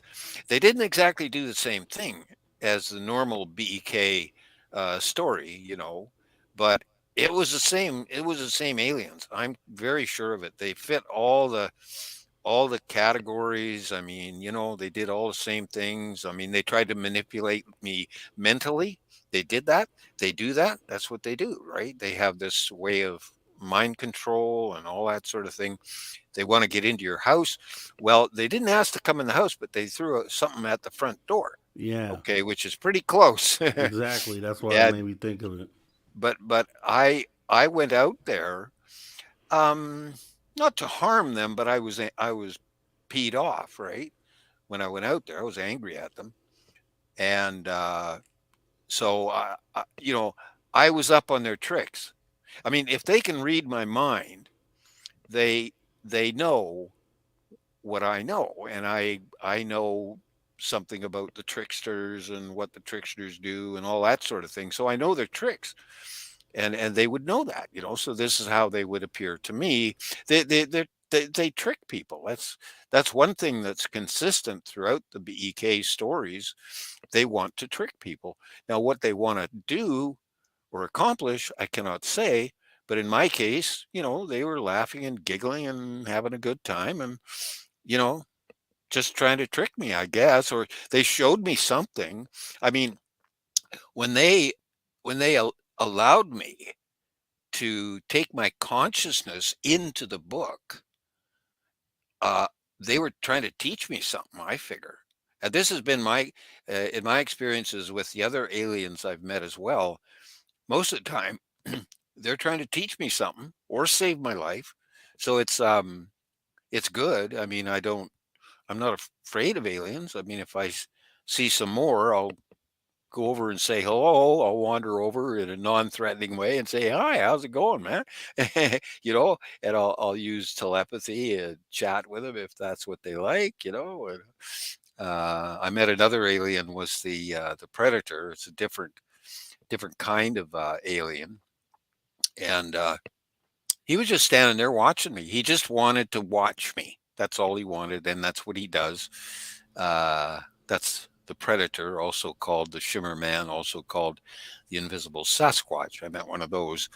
That's one of my other aliens that I've met, and then that's two. And then I've met six times. I've met the tall white fella, who I call my friend, my tall white friend.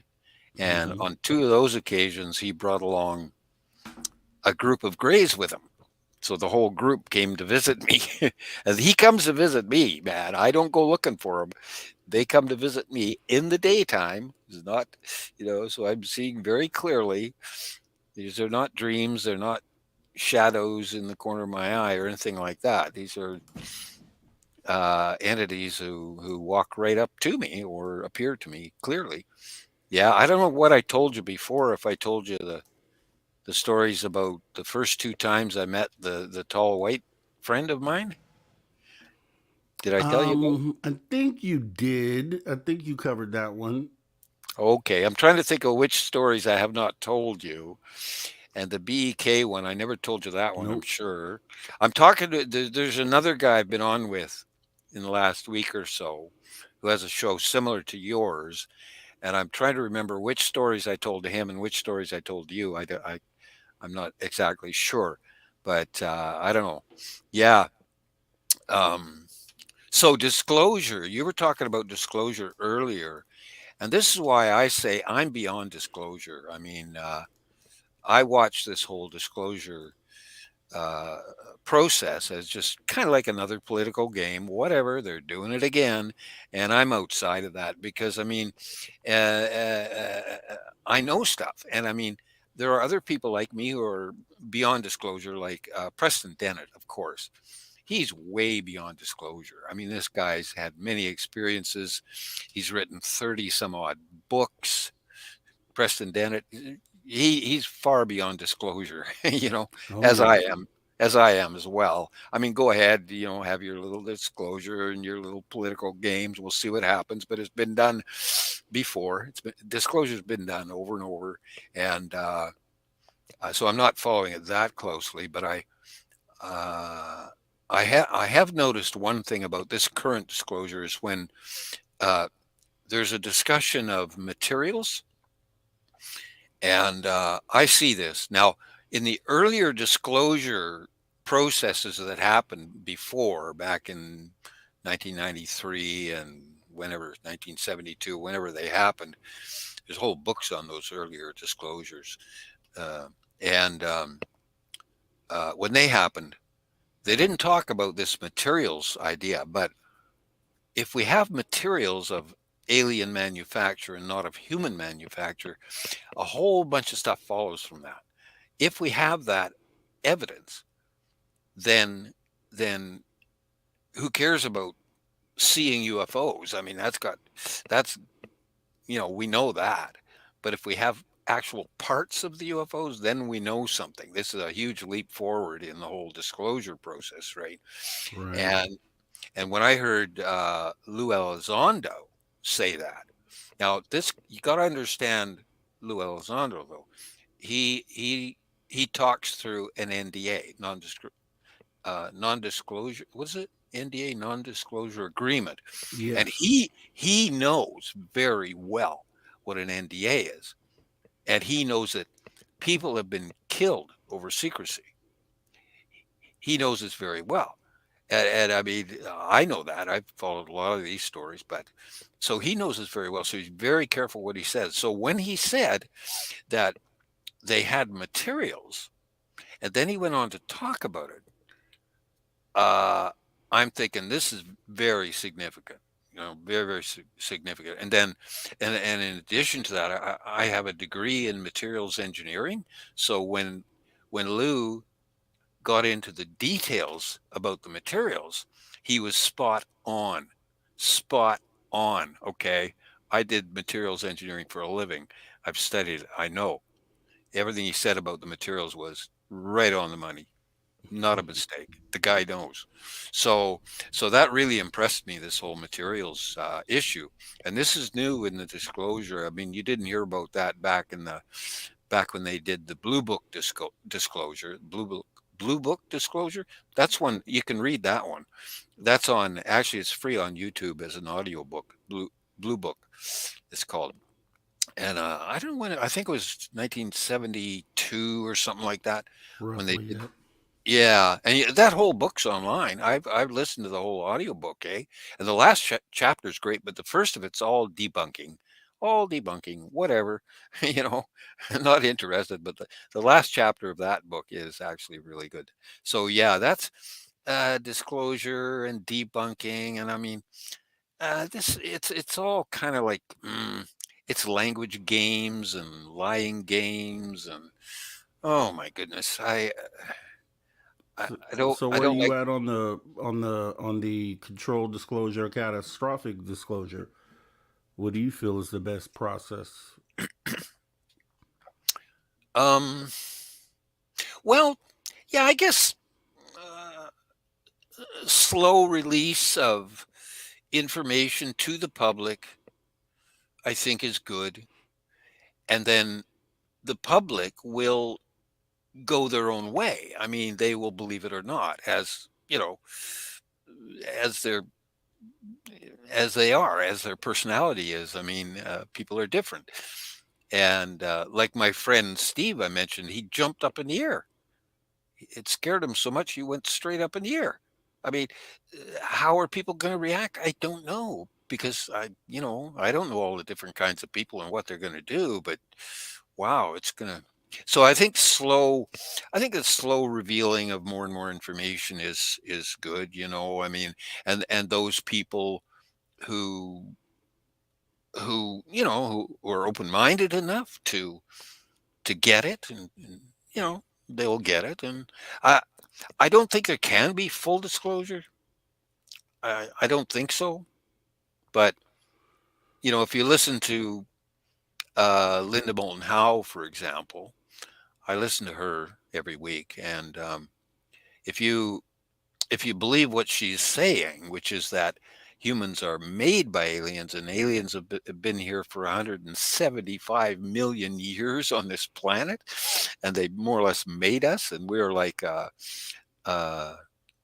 an ecological reserve to the aliens, and they made us, and they're experimenting with this planet and everything. I mean, that's what she's saying.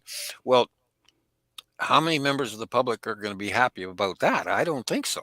That's going to it's going to blow the top of their heads off. I mean, I don't know. I don't know how people are going to react. I mean, I'm just kind of observing the whole disclosure thing and carrying on with my own work and things that I do, and how the public reacts to it. I don't know. It's like I can't stop the wars in the world. I can't Right. I can't do that stuff. I'm just doing what I can do, trying to be helpful, and what more can I do? Like I said before, I think probably that I work for the aliens. I think that's what I'm doing, I try to be helpful to a better earth for humans, and I know we can do a lot better on this planet. I Oh know yeah. that.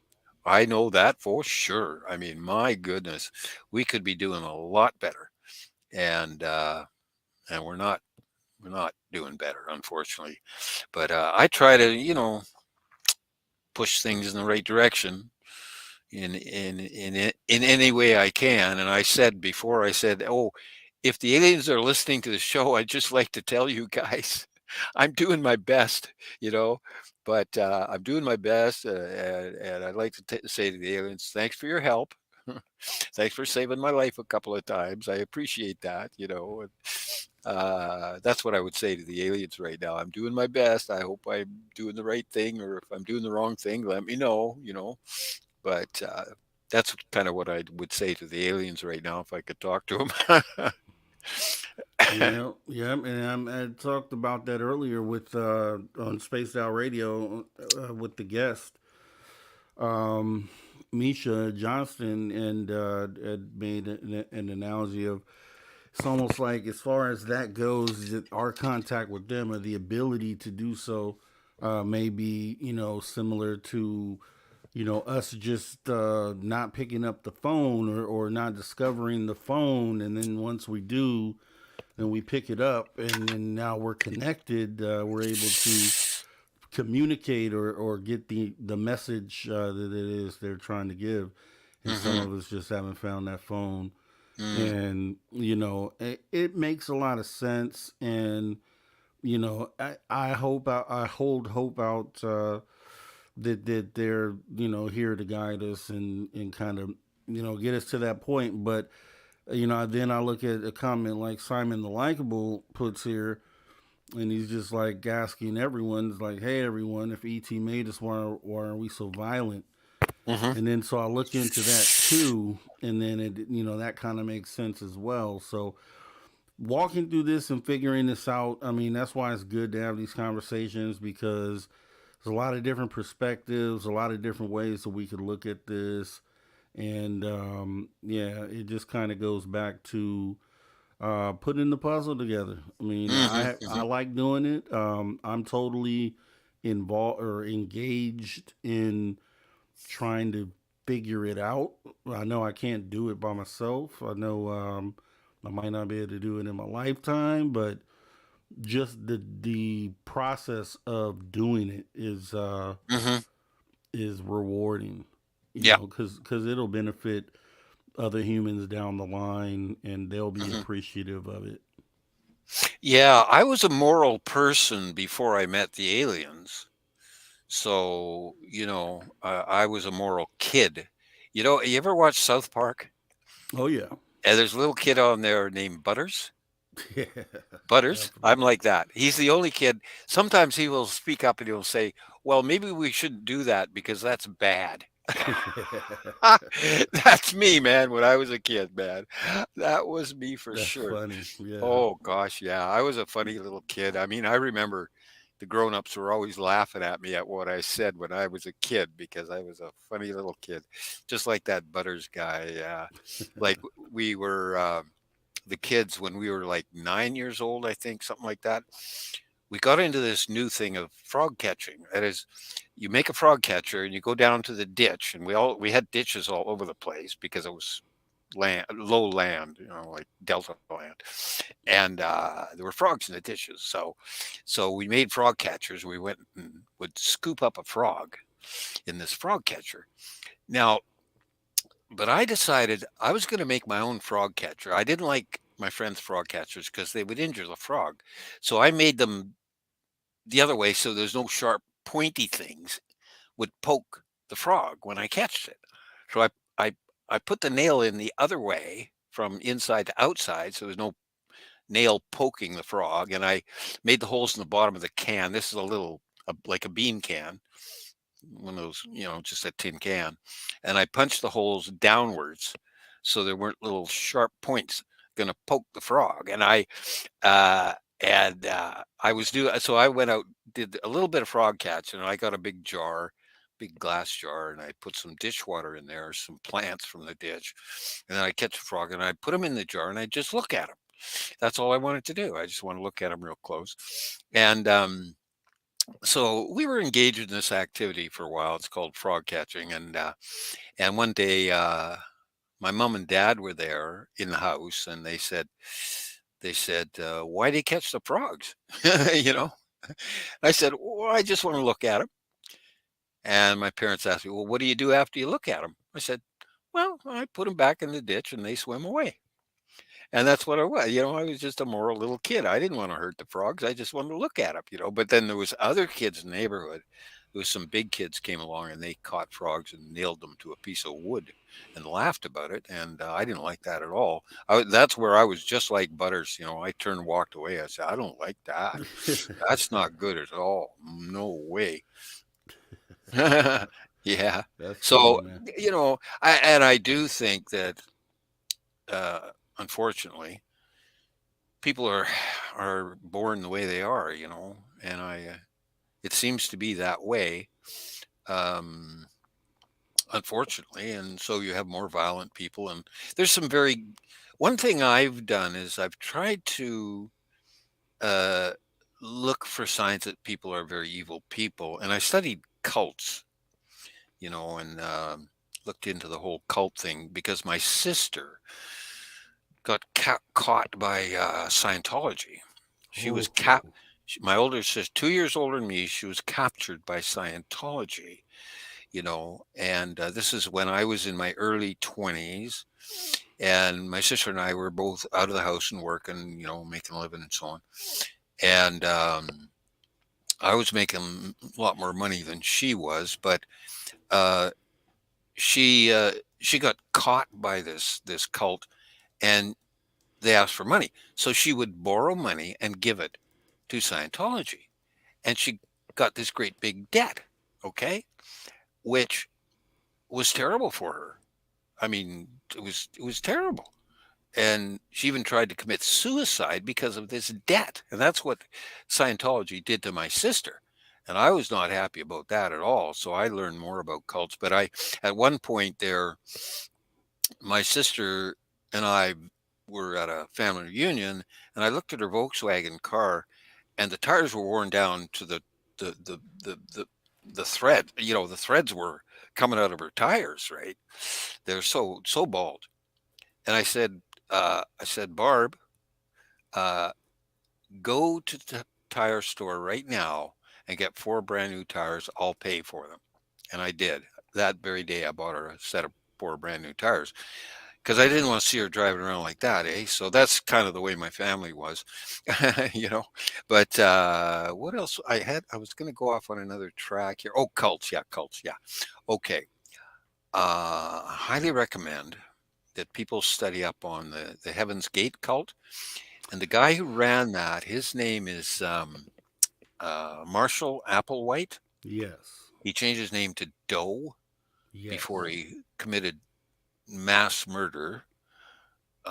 He was. This is a weird kind of freak that you want to avoid. I would recommend you learn how to recognize a guy like that because he hmm, he was a trickster, I would say, but a bad trickster. Like he could put images in people's minds. He could put dreams into people's minds. And the way I learned that was there was a few people who quit his cult before they committed suicide. There was a few of these people who quit the cult, and so they're still alive, right? And they told their stories about this guy and what he could do. He had these abilities to get right inside your brain, you know, and but he used it for evil, right? And so that's you got to learn to recognize those guys. Then you got your Jim Jones, mass murdered what 900 people, and then you got your David Koresh, who I think there's different opinions on David Koresh, but I think he's the same kind of cult cult leader, mass murderer kind of a person. That's my opinion on him. So yeah, and there's been other cults too. There's one in Japan, and so on. So there are these really bad people, and I kind of I had to learn about these very bad people because early on I was naive. Like I say, I was like Butters, and I was naive as hell. And but I once I got out working in society and so on, I started to meet some of these people, and they lied to me and they ripped me off and they did harm to me and stole my motorcycle and did all kinds of bad things. So um, I realized I got to learn about people and learn to recognize people who can harm me. So that was my introduction to the psych sciences, was just in self-defense, really. Just self-defense. I mean, my goodness, just watch out for these really bad people, man. They are You around. you were talking right up my alley. Actually, it's crazy because you talked about Scientology, which I have a show coming up on this channel. Just doing. I haven't. A lot of people probably don't know this isn't the real format of what we do on this channel.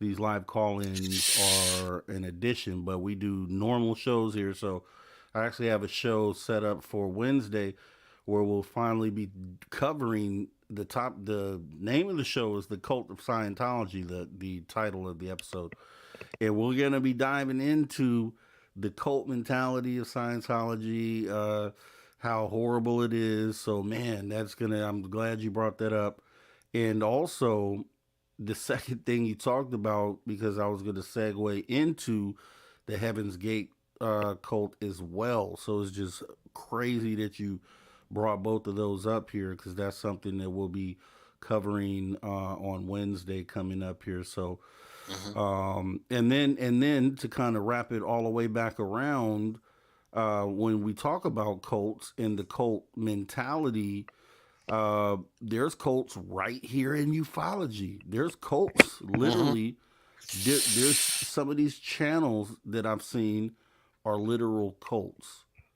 Yep. Like, and so it's gonna be an important thing to talk about and to cover, and people should recognize the signs of when you are in a cult, because a lot of the times, being a person that's brought in, you don't realize it until you are out, and while you're in, you don't get it, you don't see it.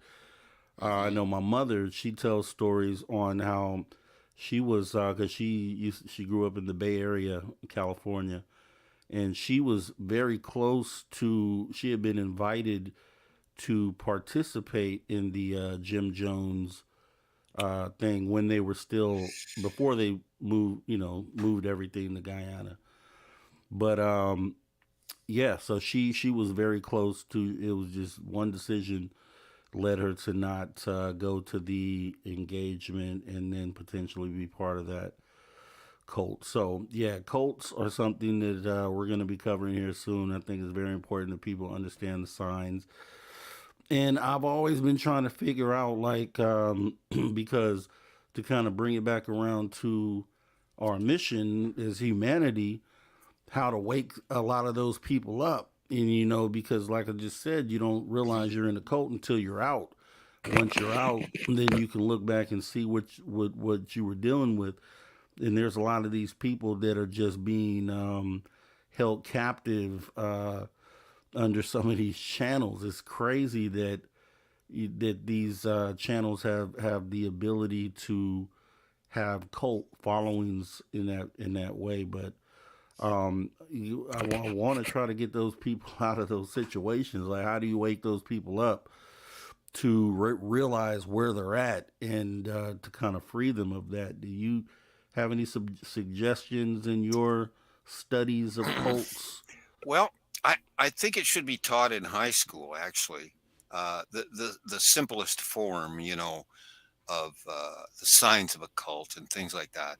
It should be taught in high school with evidence, like with the evidence of if you see Jim Jones talking before he went to Guyana, uh, and how he manipulated the politicians and everybody. Oh my goodness. And how crazy he was, because, well, even when Jim Jones was a kid, he was like 10 years old in his neighborhood. He was getting all the other kids together in a group, and he was he was manipulating them and running this little group as a kid, so he had that urge. He already had that urge when he was 10 years old, and he showed signs of it. If people know the signs and they see a kid like that, well, maybe they should say, this kid could be trouble in the future.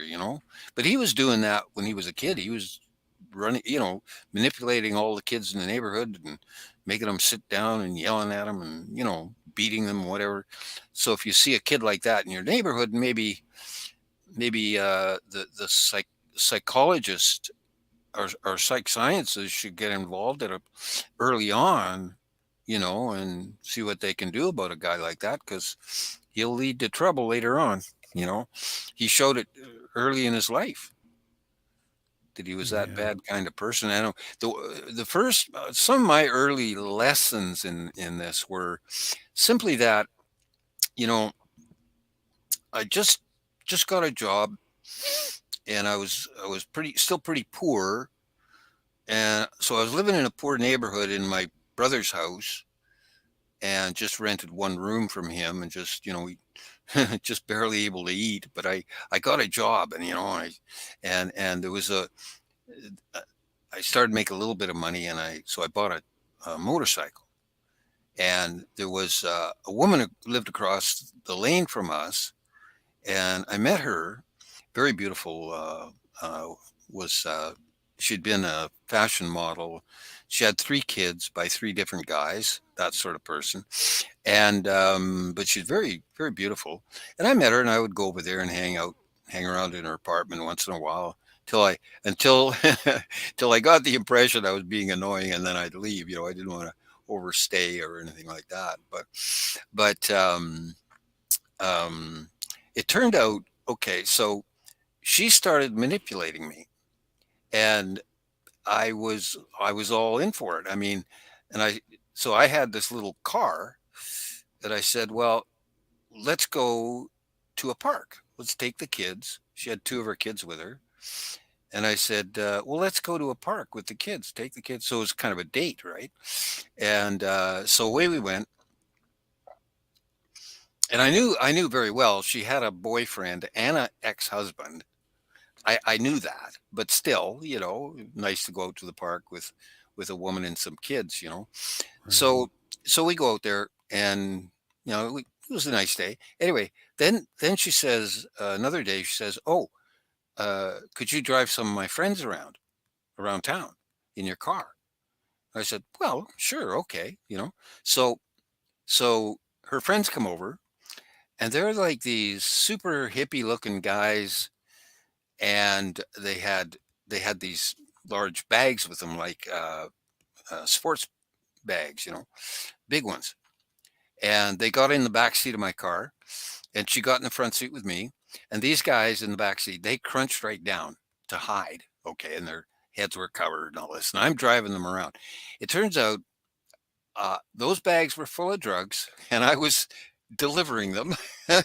So it turns out I was working for this drug dealing gang, and I was their taxi driver, and I was driving them around happily, talking to the woman beside me, and, oh well, where do we go now? Yeah, oh, okay, take my friends over there. Okay, so they were delivering these gigantic bags of drugs all over town, right? And I was driving them around because, see, they couldn't get a car because they got a record, and the police are watching them all the time, so this was, I was a perfect cover, because Yep. I had this little gray car that you could see anywhere, and I'm a very straight looking guy, right? And I'm driving these drug dealers all over town, man. Holy cow. So I realized shortly after that, I was over in her apartment, and she opened up this big bag, and it was loaded with the best weed you could buy. I mean, it was just huge amount of weed in these things, and they were dealing weed to support their heroin habits, right? So I learned all this along the way. I learned, okay, these guys are all heroin addicts and they're dealing large amounts of marijuana to pay for their heroin habits, and so along the way, this is where I was learning. I was learning a lot of stuff. I was learning, okay, how to identify certain kinds of people and what kinds of Yeah. lies they tell and how they manipulate me because I was such a naive guy, and so that was where my learning really began to a large degree. Yeah, big time, man. So yeah, and then later in life, I stayed connected. So I was never a drug user very much myself. I tried them a few times between my ages of 17 and 22. I tried a few drugs and I didn't much care for them. Whereas some of my friends just fell right into the whole drug deal. I just try it once or twice. And well, that's interesting. And then I would go kayaking or playing tennis or dirt biking, the stuff I really like to do. Right. And meanwhile, my buddies are getting addicted to drugs, right? So I watched all these things happen, and learned more and more. And I'm now anti-drug, so I that's from my experience, and even along the way, I even knowingly worked for a grow op. I did. I just because of the kind of people I knew, I wound up being the carpenter and plumber for a grow op in my neighborhood. And just because I would, hang around with these people, they'd say, "Oh, could you fix our plumbing?" Yeah, sure, sure, sir, I'll fix it. Could you build a new roof on our house? Yeah, sure, I can do that. Pay me, I'll do it. So I started working for them, but I had to be cool, because these rooms I was working on were full of the highest grade weed you could imagine. Oh man, they were injecting CO2 and doing the Oh yeah. genetics. This is British Columbia, the BC. What did they call it? Uh, For a time there, BC was putting out the best dope in the world, man. It was all Yeah. highly scientific and all this stuff, right? Well, I worked for that industry, but I was just doing plumbing and carpentry. Yeah, that's all.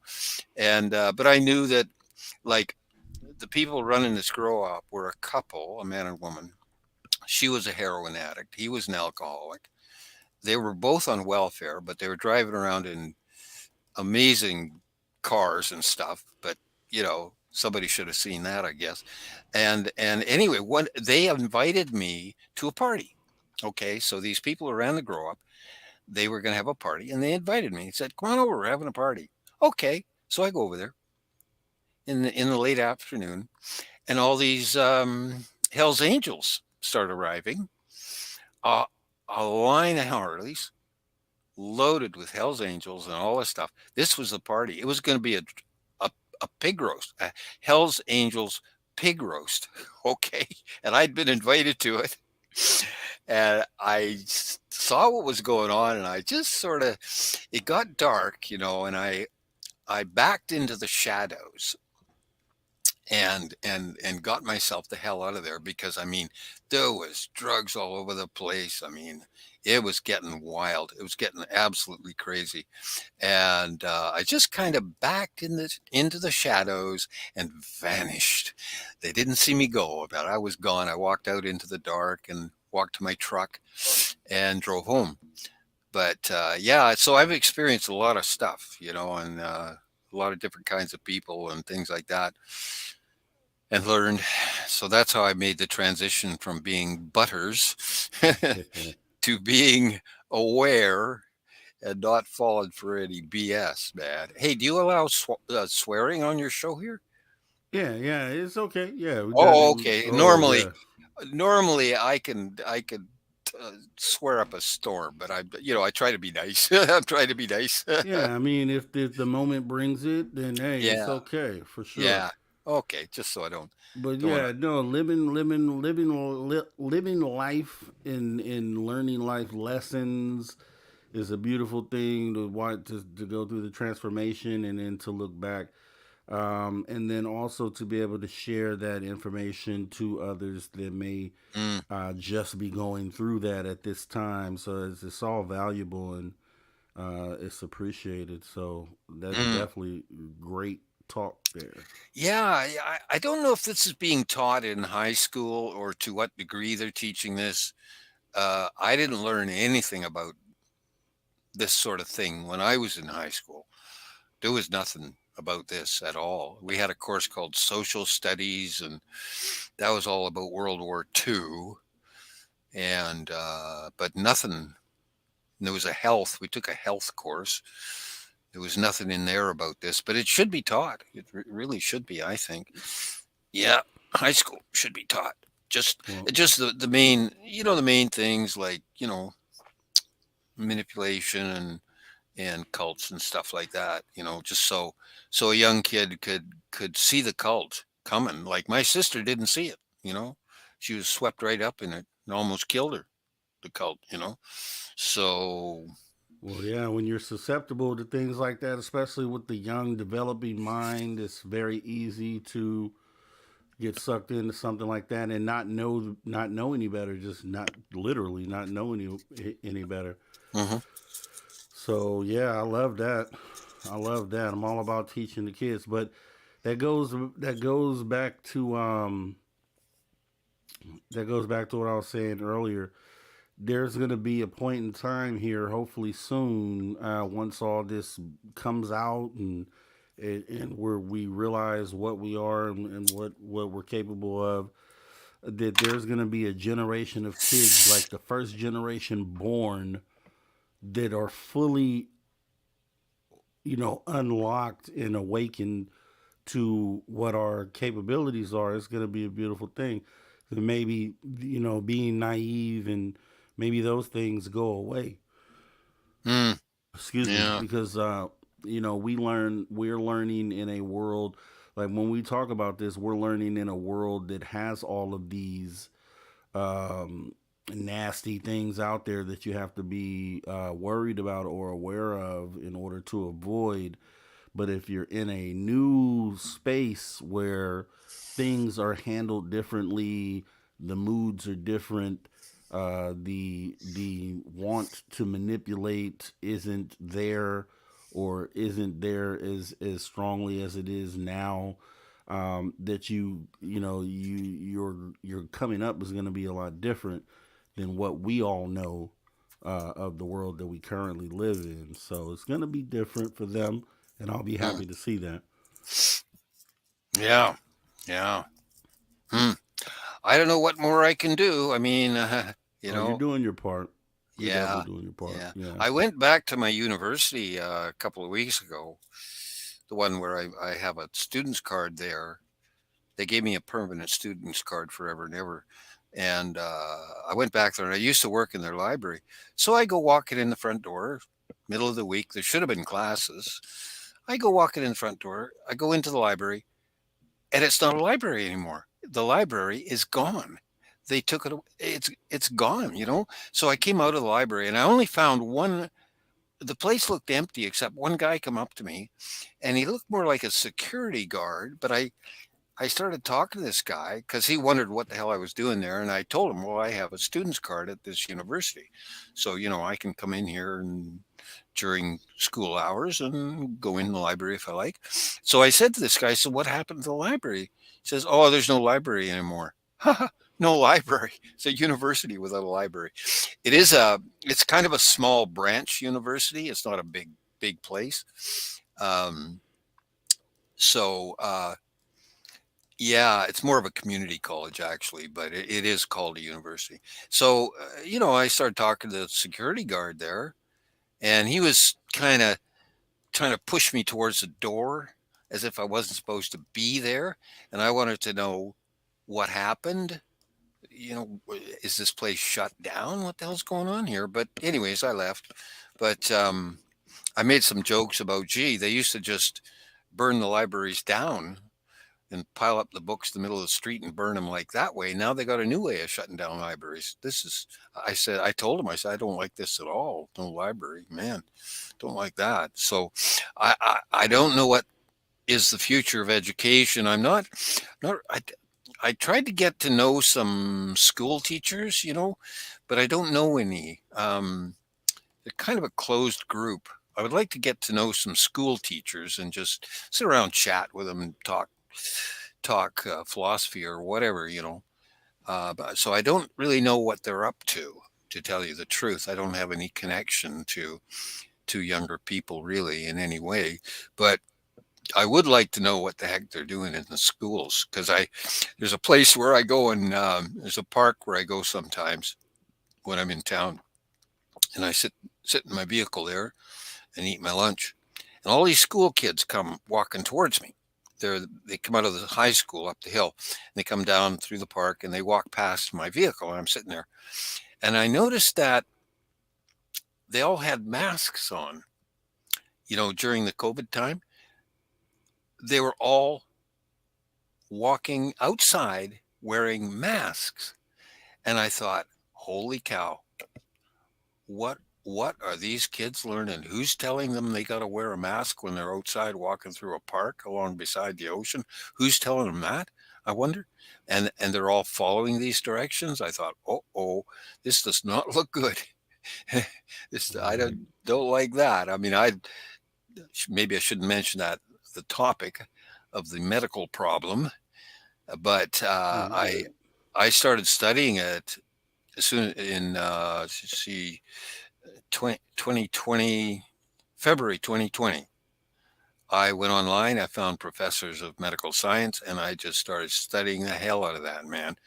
And I already know a lot of science, I have degrees and stuff, and I'd never studied medicine before. I studied a lot of biology, so I just poured right into it, man. And yeah, that's been a real mess up. I'll put it that way. Real bad. Don't like that, but Yeah. Yeah, probably we can't. just had a case of that here in this household. So I think I probably still have it right now at this very moment. So it's not it's either it never was really as bad to begin with, or it's we've become more immune to it now. One of the Hmm. two. Yeah. Well, in the UK, one of my professors is a professor of medicine, recently retired, and he does online lectures pretty much every day. He has a little lecture on there, and I've been learning from this guy. He's in the UK. He has on his show. He has all kinds of PhDs in medical science, pathology, epidemiology, just one after the other. He has these people come on and talk on his show. And so I believe what he says. Now, in the UK, they're doing better science. So I study the science all over the world, not just the US or just Canada or just here or there, but every country in the world. You got to put it all together, right? And Right. this guy, my UK professor, he found some good science done, and what they discovered in the UK is that 99% of the people have had the disease. 99% have had it. And this can be tested for. If you do the science properly, you can tell that. So pretty much everybody's had it. I've had it at least once, and it was nothing to me. I mean, I just blew it off, man. It was like 4.5 days with a little headache and a sore throat. I sneezed and Right. blew my nose, and I was fine. I was better. Then I went out and shoveled snow. No problem at all, man. That was, but that was the Omicron one. Whoops, the Omicron variant. And after that had been around for about 6 months, everybody had it, everybody, and therefore had natural immunity. And it was my natural immunity, because I never got nothing.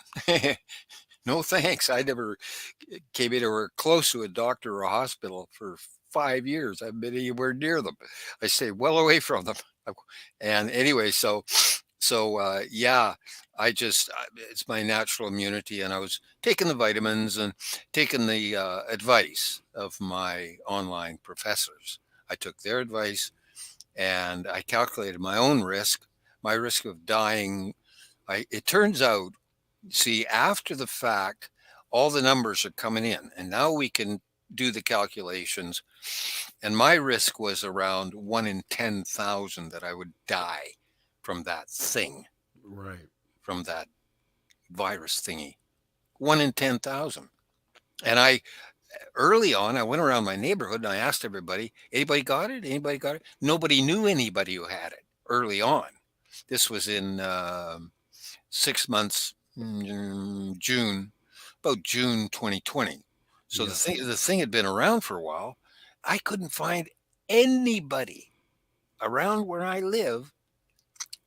I couldn't find anybody who had it. One woman said that her daughter's landlord thought he might have had it, and that's as close as I got to it. So it's not like it was everywhere. Early on, it just wasn't. And our hospitals here were just normal. They weren't busy at all.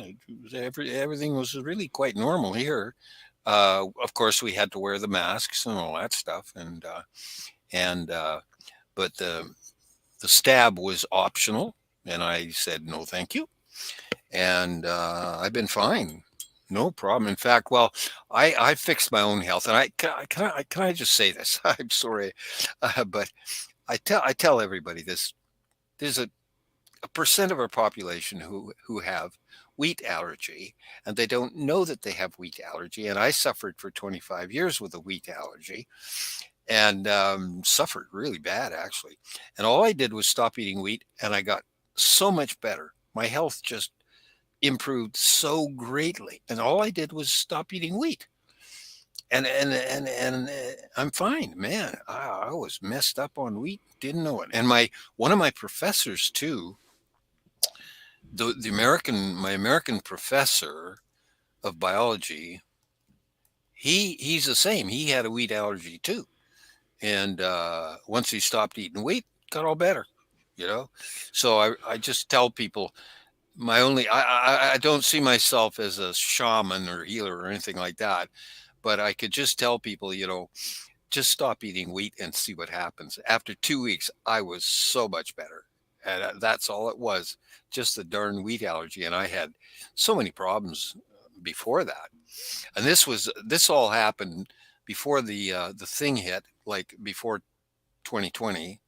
And it was around 2019 that I quit the medical system here and quit the one medication I was on and stopped eating wheat and got so much better. Yeah. So, you know, so health wise, I'm actually doing pretty well. I got other problems, of course, which are not, I've got leg problems and can hardly walk and stuff like that. But that's, you know, that's a known disease that I have, and there's nothing they can do about it. But yeah, Yeah, I, you'd be surprised if we cut out a lot of food, a lot of the processed food, and a lot of this weird stuff that we're eating. Our immunity to just, our health would probably improve a lot just from that alone. I've been lucky enough to not have any sort of allergies at all in life. Anytime I have to check off allergies, it's a no, nope, nope, hmm nope, nope, nope, nope. So I've been lucky. I hear a lot of people, especially here in California, when the spring hits and the flowers begin to bloom and they, all these allergies and pollen and yeah, I've just never been affected by any of that stuff. So I'm one of the lucky ones. But I hear yeah, people complaining and they're dying from it. They're all like, oh my God, the pollen, the pollen. I'm like, the hmm pollen? What do you mean? yeah, yeah. I don't have any of those other allergies, just the wheat. That's all it is. I got no other allergies, and I didn't know it. For 25 years, I suffered terribly. Oh my goodness. I'll tell you the symptoms, okay? Like I would get lung infections. Like for about maybe one third of the year, 4 months, I would have a lung infection, and I couldn't get rid of it. I go to the doctor. They give me antibiotics. The antibiotics didn't touch it. Made zero difference whatsoever. And so I had that problem: lung infection, lung congestion. I had tooth infections, big swelling in my face from bad teeth. Yeah. My ankles swelled up, and my bowel movements were not normal. I'll put it that way. Won't go into any details there, but okay. So, and these problems persisted for like years after year after year. I went to the doctor. The doctor couldn't touch it. Doctor didn't help me one little bit. The doctor never said, "Well, maybe you should stop eating wheat and see what happens." But that's how simple it was. I just stopped eating wheat. Wow, all those problems I mentioned, gone. Everything went to normal, right? No teeth infections. I got no swollen face anymore. No pain in my teeth. Man, that's wonderful. No earaches. Great. I'm, man, such big improvement. It's incredible.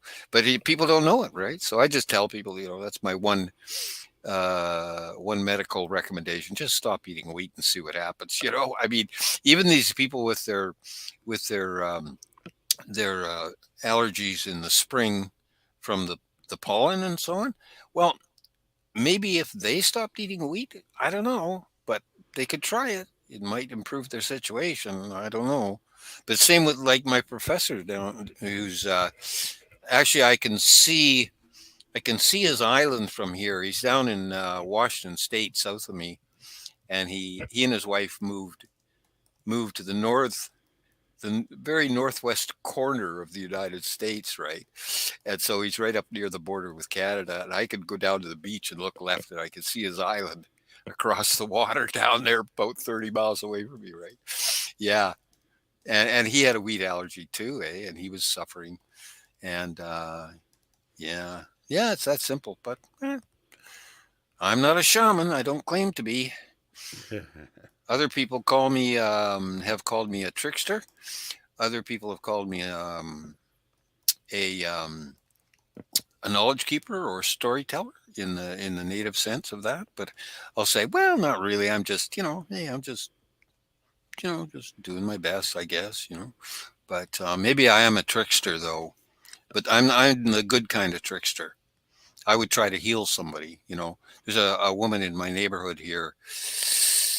Oh boy, she's got cancer, and I have tried to send some healing waves towards her, and she is living beyond what the doctors said. I don't know. I don't talk to her much, but this is one thing I've noticed around my neighborhood: women dying of cancer, man. Oh, it's horrendous. Like in their 50s and even 40s and Right. 60s. Oh my goodness. Ah, I That troubles me. So, Yeah. my friends, some of my friends had dropped dead. Actually, a friend I've mentioned on here, she died last summer. I didn't mention that. Her name is Penny, and I might have talked about her on here. She was my best paranormal friend by far. Highly intuitive woman. I did experiments with her on all kinds of consciousness and trickster things, and oh my goodness. And yeah, she just died last summer. All of a sudden, I heard, whoa, she died. Wow. 60 years old. Man, I was made sad by that. I know her daughter though. Her daughter's a good friend of mine as well. She's really wonderful. But yeah, and then my brother died right around the same time, eh? But Man. my older brother. But yeah, we carry on anyway. Whatever, man. I got to write a will. This is what I'm thinking. Maybe I should make this public, but I don't have a will, and I really got to write one. I'm Ah, thinking, you and me both. what's going to happen if I could drop dead? It's possible. In my mind, I think I'm living to 100. That's what in my mind, I'm going for 100. But, Right. but people younger than me have just dropped dead around me, and I'm thinking, I got to write a damn will. I'll make it real. Man. I'll make it real simple because who wants all my who wants all my shit, man? you know, uh, who's that comedian who did those dialogues about uh, where are you going to keep your shit? He's a comedian anyway, so I change the words. I say, "Who wants all my shit?" Who wants my everything I own? It's not that much. I have a small estate, but I won't mention the size of it. But it's a positive number, that's for sure. I'm not in Yeah. debt. Oh, you got to write one up, man. I do too, though, because it's the problem is that you're living life, so you're not thinking about that, right? Mm. Until it happens around you, and then all of a sudden it's like, hey, I need to do that, and that's I'm in that same boat, and it always comes back up occasionally. It's like, hey, you should do that, and I'm like, yeah, I need to do that, and then I start living more life, and it just I don't know if most people are that way, but yeah, I mean, I'm in that same boat, man. So Hmm. I have to do the same thing. Yeah, for sure. Yeah, Area 51 said George Carlin. I was thinking George George Carlin, but Carlin, yeah. was it What? George? What? Okay. That's the guy. That's the guy. Yeah, Thank you yeah, so much. yeah. I was thinking George, Funny guy. but What did he used to say? He used to say like, if you move into a bigger house, you'll just fill that up to the top too, eh? And then you get a shed, and you fill that up to the top. So what's the point, right? Too right. much stuff, man. Too much stuff in my life. I got a shed. It's full to the ceiling, and I call it my magic shed. And then my home is also pretty full. But my magic shed, that's interesting because I'll I'll think, gee, I need something. I'm fixing something and I need a piece of metal exactly this size and material. I need a piece of aluminum, like 14 inches by 7 inches. And I need to drill some holes in it. I'm thinking I go in my shed, I find exactly what I'm looking for. Right. It's a magic shed. I'm amazed what I find in there. If I look long enough, I'll find exactly what I want. Jeez. So I don't like to clean it right out because gosh, it's kind of magic, Is- But yeah, and lately, too, I talking about magic. I thought we must have elves here because somebody's fixing stuff in the middle of the night, and I'll go out. My neighbor came over one day. He says, "Oh, you got a leak." And he pointed underneath my trailer. I look under there. There's water leaking down, right? I said, "Oh no, I thought I fixed all that, right?" But it was late in the day, and I thought, "Well, I'll fix it tomorrow." So next morning, I get dressed up and get my work clothes on because I got to crawl around the dirt and all this and fix my leak again. And I get my work clothes on. I look underneath there. There's no leak. The next day, there was no leak at all. It just the elves came and fixed it in the middle of the night, I guess. And Gotta then be. and then and my car too, you see, since I've had this vehicle now for almost 10 years, and there's been a light on the dashboard, and it says check check gauge. And the gauges were working kind of weird anyway. I mean, oil pressure and all that. They just weren't working right. And I didn't care. I just kept driving it anyway. And this red light kept flashing, check gauge, check gauge, check gauge. Got my car the other day, started up, and the light it was out. There was no more check gauge light. Finally, it's gone out. It fixed itself. So I thought, oh well, that's the elves. They've come and fixed my gauge in the middle of the night. Maybe I don't know what the hell's going Hey, on. I like that, man. Come say I got some stuff to fix, man. Get some of that love. That's my life. It's mostly normal, I'll say, but there's little weird things happen here and there. Yeah, but what's normal really? You know what I Mm, mean? I think that's what we're figuring out. The normal isn't normal at all, and what is reality, even what mm, reality is. There's a lot of questions right now, and yeah, every day, and I try not to let myself go too. I try to still stay logical in my mm, thought process because I don't want, you can fall right into it and be in la la land, and I want to stay logical. I want to stay in the middle, and even though that's what I'm doing, my mind is still being opened up to a lot of things that previously I probably would have looked at and said, "Yeah, I don't know about that." mm, And I think it's a good thing, though. It's a good thing, and I always have to check myself occasionally just to make sure, and yeah, I'm still middle of the road, but I'm just mhm, realizing that reality just isn't what we all thought it was. Like there's something different here, and there's normal. And if that's the case, then normal as well may not be what we think it is. I always think about the person that you might see standing on the corner talking to themselves, and how you would a lot of people look at a person like that and say, oh, that person's crazy. I'm normal. That person's crazy. But then the more that we delve into this topic and a lot of these doors in questions come up and things of that nature, you have to wonder, is it the opposite, or is that person not crazy at all? Maybe that person's connected, or and it just starts going down that path because you assume the person's talking to no one, but maybe he's talking Mm, to someone. mm-hmm, Maybe he's actually talking to someone, and mm-hmm, then but the possibilities are there for that to be the case. You know what I mean? Where if you're thinking in just what society wants you to consider reality, or normal, then you look at that as something that's abnormal. But maybe that person's actually connected on some level and is actually talking to someone. And that just blows my mind when I think about that, because I know I was one of those people who would see someone on the corner talking to themselves and would just immediately say that person's crazy and mm, move on with my day. And I just see it differently now. I just see it a lot differently now. So I always say normal is mm-hmm. not normal.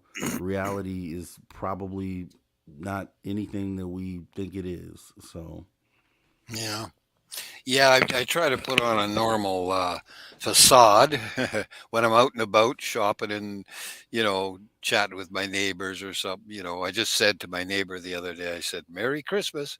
I saw him in the grocery store and he had a big white beard. His beard's getting bigger and bigger, right? And I saw him there. He looks just like Santa. I said, Merry Christmas, Steve. Yeah. Even though I don't really celebrate Christmas so much.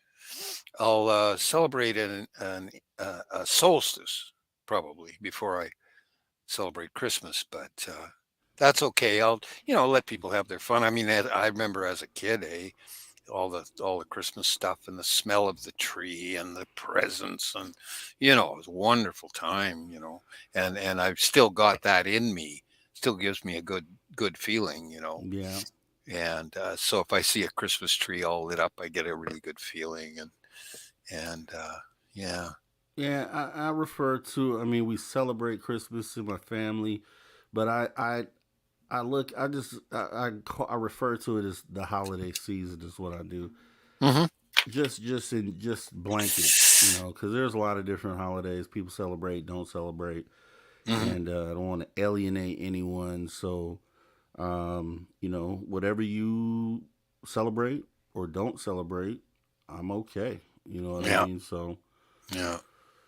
yeah, Yeah. Oh, I have a heck of a story about the winter solstice.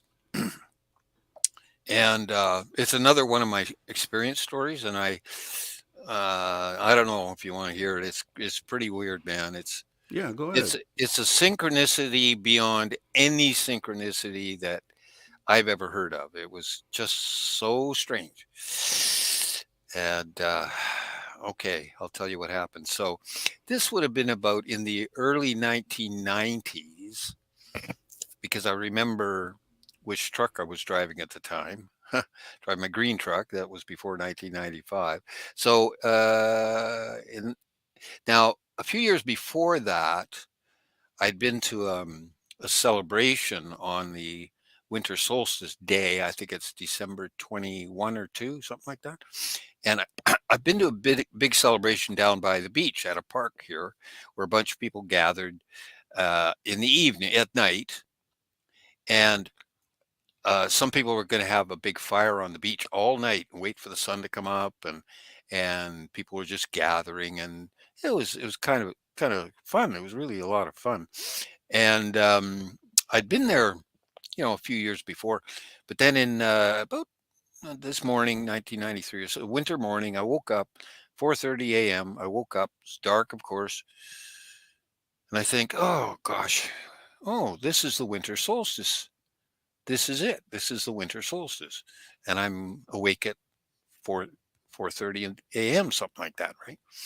And I think, oh, I wonder maybe I should go down to the beach. and see if anybody's down there waiting for the sun to come up, right? I thought that'd be a good thing to do. So, um, so I get, dressed up, have a snack, and drive down to the beach in this location where I park my truck looking straight across the water, straight out into the ocean. And 30 miles away, there's mountains over there where there's a big island, right? So I park right there looking straight out, and there's kind of a causeway going straight out, and that's kind of the center of the park. That causeway is where everybody goes and walks up and down, and I drive in there. I park facing straight out across the water. Turn the truck off, lights off, get out. There's nobody anywhere, not a soul. I thought, oh, so this is about 5:45 in the morning. It's still very dark because I'm farther north, and still dark. And I look around up and down the beach, and there's nobody anywhere. And I thought, oh, bummer, man. Oh well, at least I'm here. And I thought I could wait, sit around and wait till the sun comes up. And some people probably come out to the park, but I thought I just wait, you know. And so I got back in my truck, and I uh, immediately got in the truck. I pushed my head forward so I could look out the windshield and I could see up into the sky. And just when I looked up into the sky, this boloid came right down the sky. Now this is a white bright streak came straight down the sky from right where I looked. Came right down the sky and lit up everything around me like daytime. Like I could see this tree that was right there to my left, as bright as day. And this thing comes down the sky, and it takes about a second and a half to go from when it appears to till it's gone. It's about a second and a half. And I'm looking at this thing and taking in all the information, and it's a bright white streak came right down the sky, got halfway down, and then it exploded. There was no sound because it was like 20 miles away from me, something like that. But it blew up. I could see little pieces of it going off on these little parabolas according to gravity, as Newton told us. And one of them was glowing red. So I witnessed it blowing up right in front of my eyes. I'm looking right at it, and it just blew up, man. And then parts of it continue down the sky, and there parts of it are still white, and then they are gone after like a second and a half, you know. And I thought, well, that's weird. Most people never see a boloid in their entire life. Now, Right. I found out later it was about the size of a basketball. That's what a boloid is. It's a rock the size of a basketball, approximately. Could be a little bigger or smaller. And it hits the top of the atmosphere, and it puts on this big light show, right? Um, so after it happened, I didn't get the full significance of it right away. I just thought, well, that's really cool, man. And I was really happy that I saw that, because I knew some guys in the astronomy club here, and none of them ever saw a boloid in their whole life of looking at the sky. It's a pretty rare thing to see. And here I'd seen it right, it appeared right in front of my eyes, right where I was looking. How weird is that? And uh, so the sun came up, and a few people did show up, and I went up to a coffee shop, and there was some guys there talking, and in the news they'd heard about this boloid, so it was real. It was not something I made up in my mind. It was totally real. It was reported in the newspaper and everything.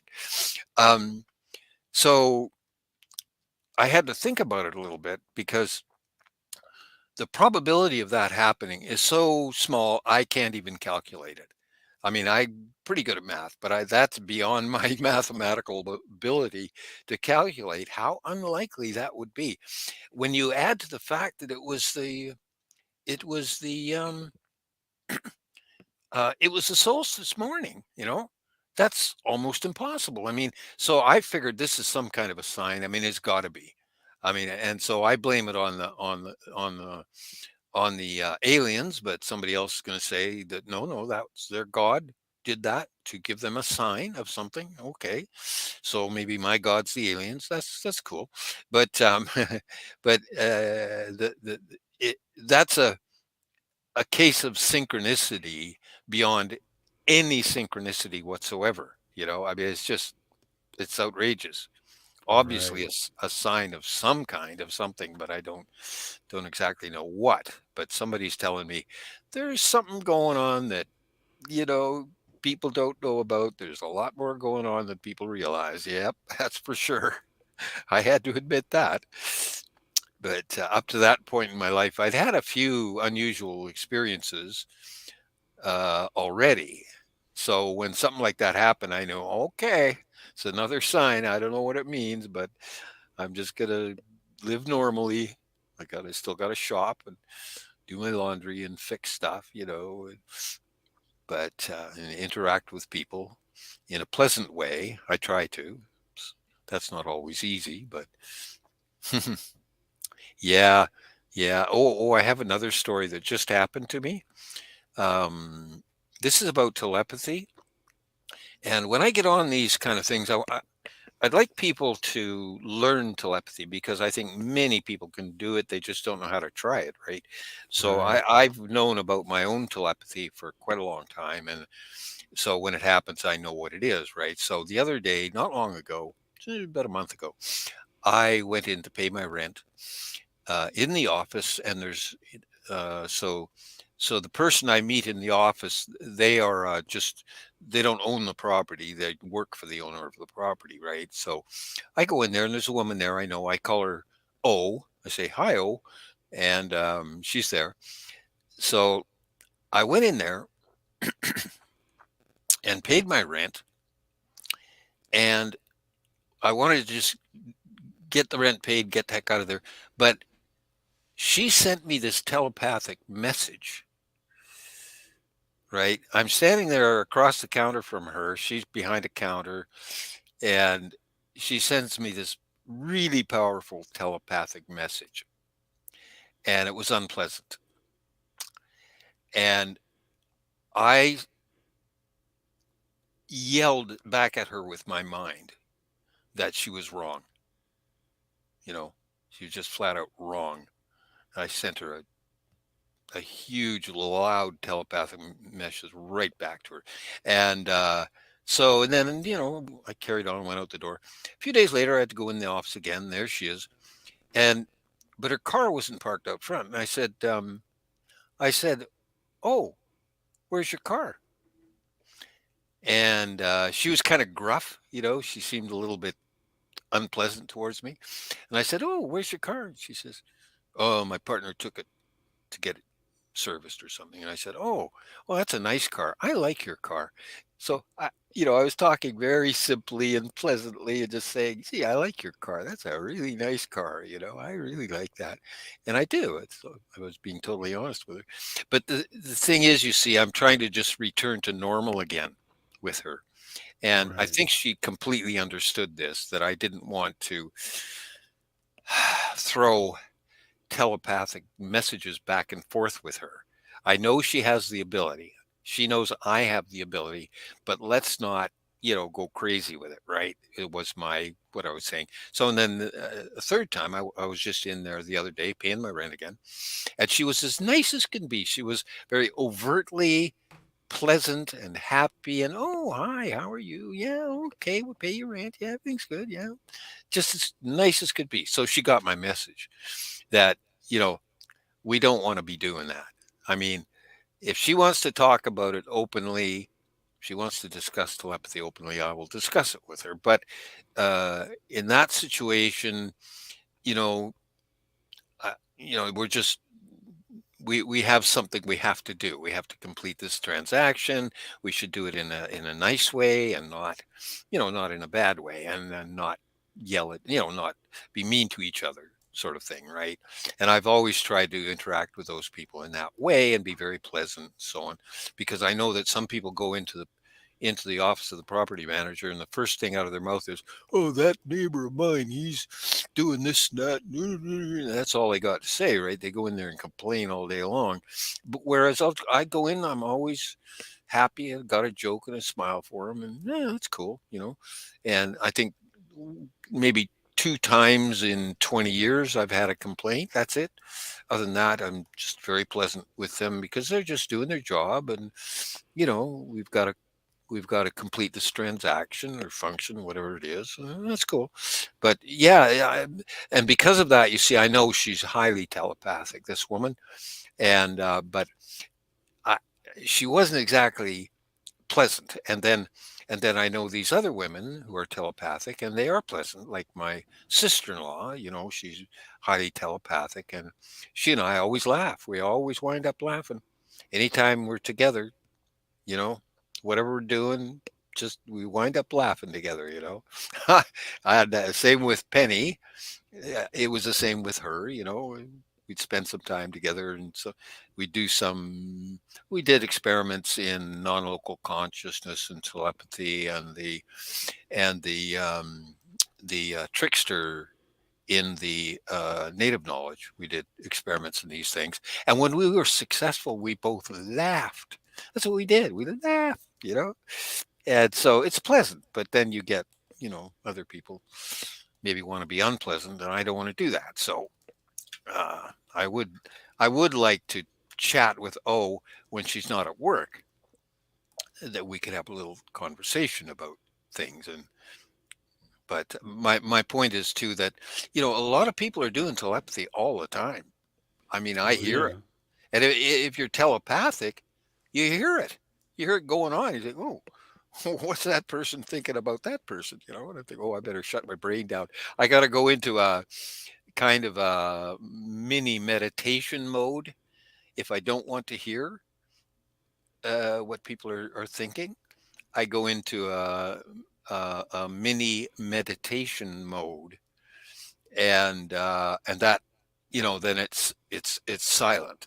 That quiets it down. Like shut my own mind down because so, and I learned that very early on. I mean, when I was a teenager, I learned about meditation, and so yeah, quite early on. I mean, I remember something happened when I was 20. I think I was 21 years old. Something happened, and I immediately thought, oh, I'll try telepathy in this situation and see what happens. So I knew about it when I was 21 years old, and yeah, it's really it's more common than most people think, and people, if they know how to try it, if you see, in learning anything, you got to start at the beginning with the simple form of telepathy.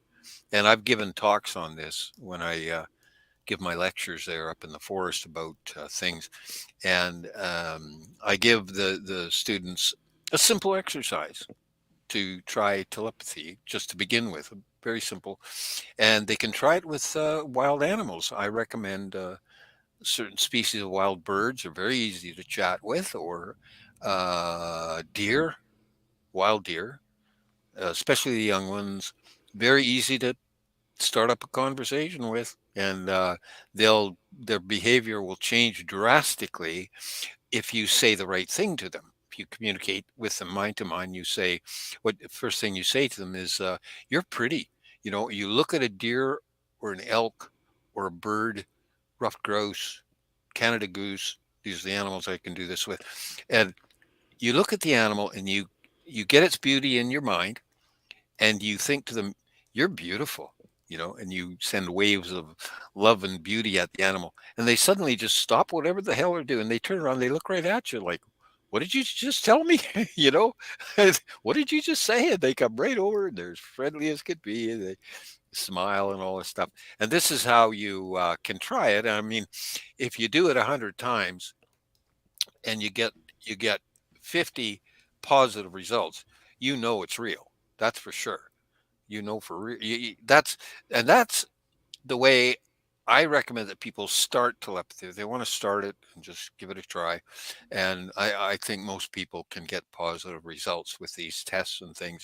There's other tests that I have too as well. But so many people are doing it.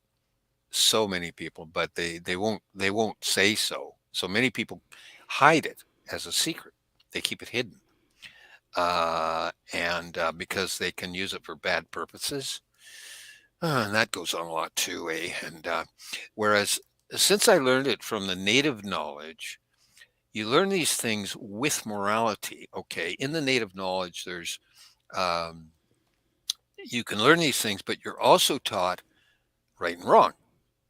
Don't do this. Don't do this with your power. If you have the power, don't do this. That's bad. Okay, do good things. Don't do bad things. And this is all included in the native knowledge, which is like an encyclopedia. It's very extensive knowledge. And I learned some from the Australian Aborigines and secondhand from the Bushmen of the Kalahari and Inuit, firsthand from Inuit and Native North Americans. That's where I've learned all this knowledge. It's been a long, it's been I don't expect everybody's going to have the time to devote to this study, but something I've taken a big interest in, and one of my interests. I don't know everything, but it's one of my interests. And yeah, I was gonna tell you about some science. I think it was you said, "Oh, do you have any science stories?" Did you ask me that before? Any science stories? Yeah, I think we've talked a lot. I yeah. couldn't tell you. I Maybe I some did. Somebody said, "Oh, do you have any science stories?" Yeah, I think it was you because you had that other guy on who's trying Yeah, to make that Magneticus. Yeah. machine. Yeah, Magnetica. Yeah, he's trying to make some sort of a machine or other. And there's a lot of science involved in the paranormal. And oh, here's a hell of a story. Oh my goodness, it has to do with science. So uh, I read the story somewhere. It happened in the 1970s or 80s, 1980s, I think. These events occurred, and this is secondhand to me, so I'm not testifying this to be absolutely true. It's just this one another story you read, you know. And what it was there were these scientists, group of scientists, and they were trying to reverse engineer a flying saucer. So they had a flying saucer. They went inside. They look around. And the whole thing is built like one piece. Like you can't take anything out of it. The chairs are all built in, everything's built in. But they found something that was not built in and they could pull it out. And it was a device about the size of my laptop here. If I sawed it down the middle and had half the laptop, it was about that big, half the Okay. size of a big laptop. I got the biggest one I could get. But anyway, so it's about, let me see, that'd be about 8 inches by 10 inches by an inch thick. So they pull this thing out and it comes out and they don't know what it is. So they take it into their laboratory and they're poking around with it and they find that it works like a battery. Like you can pull energy out of it and run electrical devices. So, okay, so they wire it up to test it and they run it. And they find that they can pull a tremendous amount of energy out of this thing. You could run a neighborhood. You could run like 12 houses on this thing. That's how much power it's putting out. Tremendous amount for a little device like that, eh? And it never slowed down. It just kept putting out power, and it wouldn't slow down. So they decide, okay, how else can we test this thing? Because they're scientists in a laboratory, right? And they're testing it this way, every way they could think of. One idea they thought of, okay, we'll put it in a vacuum chamber and we'll extract any gas that might be coming out of it. So they did this and they found that it was giving off a gas, right? It was kind of letting out this gas out of it, right? So they collected samples of the gas. They got a bunch of samples of this weird gas and they didn't know what it was. Okay. So they take the gas to another lab, which has a device called a mass spectrometer, and they put the gas through this mass spectrometer and it says it's hydrogen 5, hydrogen isotope 5. Now this is impossible. When I read that I thought that's not possible. You could not have that isotope of hydrogen. According to all our nuclear physics, this could not possibly exist, a stable isotope of hydrogen with 4 neutrons and 1 proton in the nucleus. It's impossible. According to all our science, it just could not exist. And yet they have all these samples of it, and they retested it in other labs. They took it to other labs. They put it through other mass spectrometers over and over again. This was hydrogen 5, stable hydrogen 5 isotope, which goes to show you that we don't know as much as we think we know because and we have a sample that proves that. Okay, so then what happened was, oh, this is not the end of the story. There's a lot more to this. So these guys, the scientists, they wanted to try something different with this device. So they thought, we're going to try to saw into it with our best diamond saw. We're going to set up the saw. We're going to saw into this thing just a little ways, try to see what's inside it, right? So they took it into a bunker and they set up the saw that would saw into it. And there was a couple of scientists in there running the saw, and they got behind some kind of a shield or something, and they ran the saw down onto the thing, and the thing went off like uh, a nuclear bomb, uh, a low yield nuclear bomb, and vaporized the scientists, of course, and just blew a huge hole in the ground there where they dug it down into a bunker. It just kaboom. And Jeez. so so those two scientists died, and uh, they needed to find more scientists, and that's when they hired Bob Lazar. Period. End of story. Wow. That's how the story goes. That's why Bob Lazar was hired, is because to replace, and he was told that too. You know, Bob Lazar was told by his boss there, Dennis guy. Yeah. He was told by Dennis that he They was kind of hired to cut into replace it. somebody who had died. Yep. Bob Lazar was not told that full story, but he was told that he was hired because somebody died and he's replacing somebody. So that's a hell of a science story, I'll tell you. And I looked into this hydrogen 5 thing, because, well, I have a degree in chemistry, so I'm interested in that sort of thing. But I looked into this hydrogen 5. My goodness.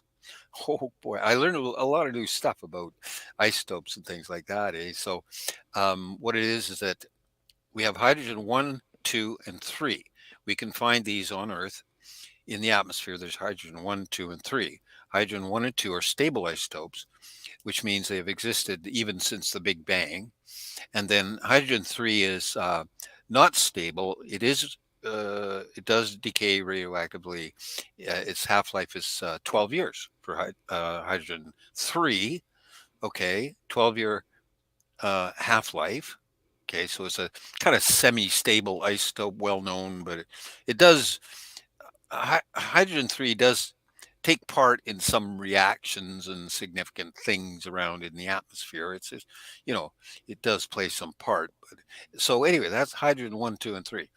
Then what they have done in the lab is they've tried to make hydrogen 4, 5, 6, 7 by bombarding, uh, hydrogen with neutrons and the things they do there.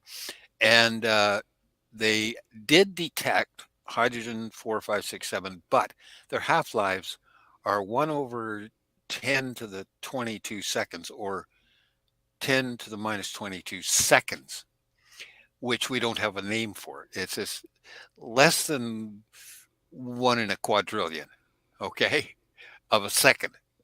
One Jeez. quadrillionth of a second. It's less than that. That's their half life. That's So crazy. hydrogen 5 to exist as a stable isotope is just so far beyond and outside of our current science. It's just ridiculous. And so from there, I look into, I'm not a physicist, I'm not a theoretical physicist, but I look into uh, the physics, and I try to learn some new things about this. And um, yeah, that's beyond our understanding of nuclear physics. In nuclear physics, we have something called the Standard Model, and that's the standard model of all our particles that we know about. The neutrons, electrons, positrons, negative, uh, quarks and all that, all the subatomic particles, we have them arranged in a kind of a pattern, uh, and we call that the standard model. But there's some flaws in the standard model. Now, and we know about that. So neutrinos, for example, do not fit into the standard model, and we don't know why. So we're still doing research on neutrinos, and I went to a lecture just on neutrinos to get myself up to date on that.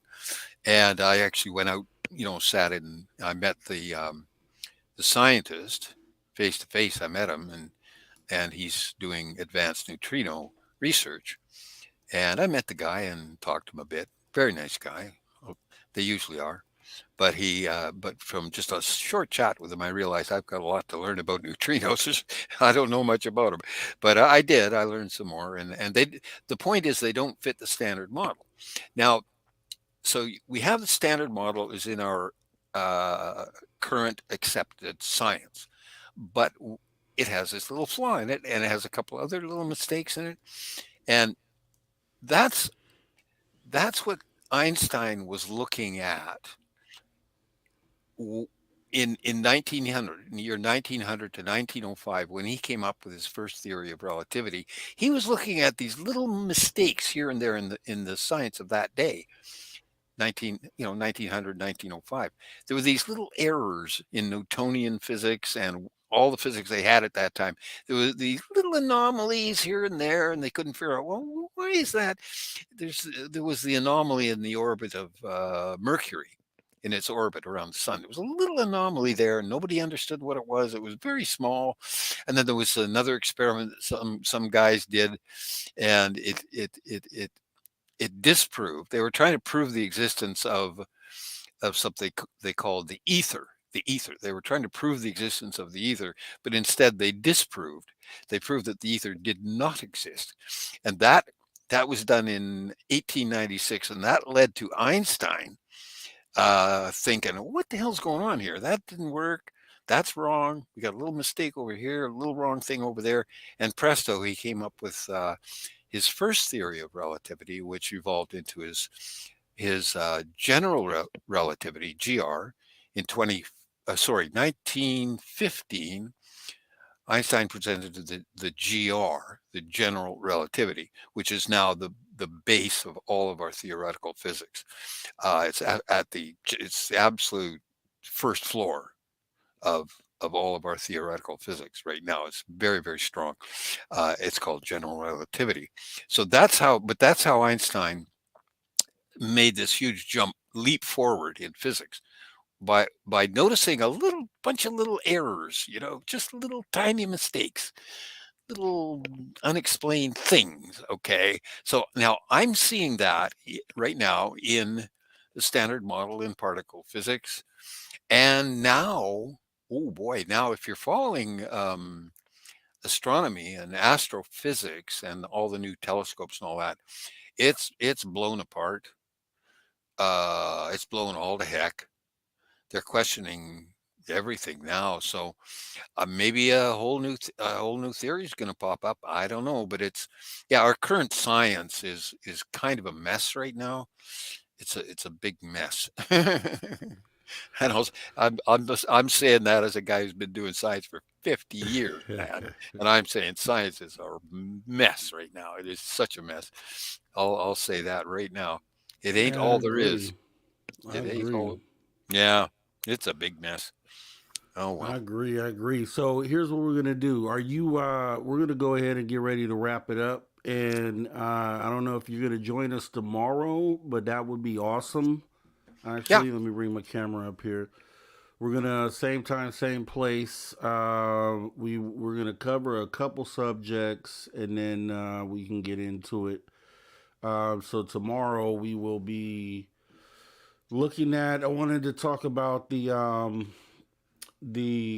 Arrow All Domain Anomaly Resolution Office, how they came in and gave some of their quote unquote conclusions. What do they call it? Case resolution reports on some of the sightings that they were investigating. So I guess one of the 144 that were unidentified. Apparently, they have closed three of those cases. So we'll talk about that tomorrow. Mm.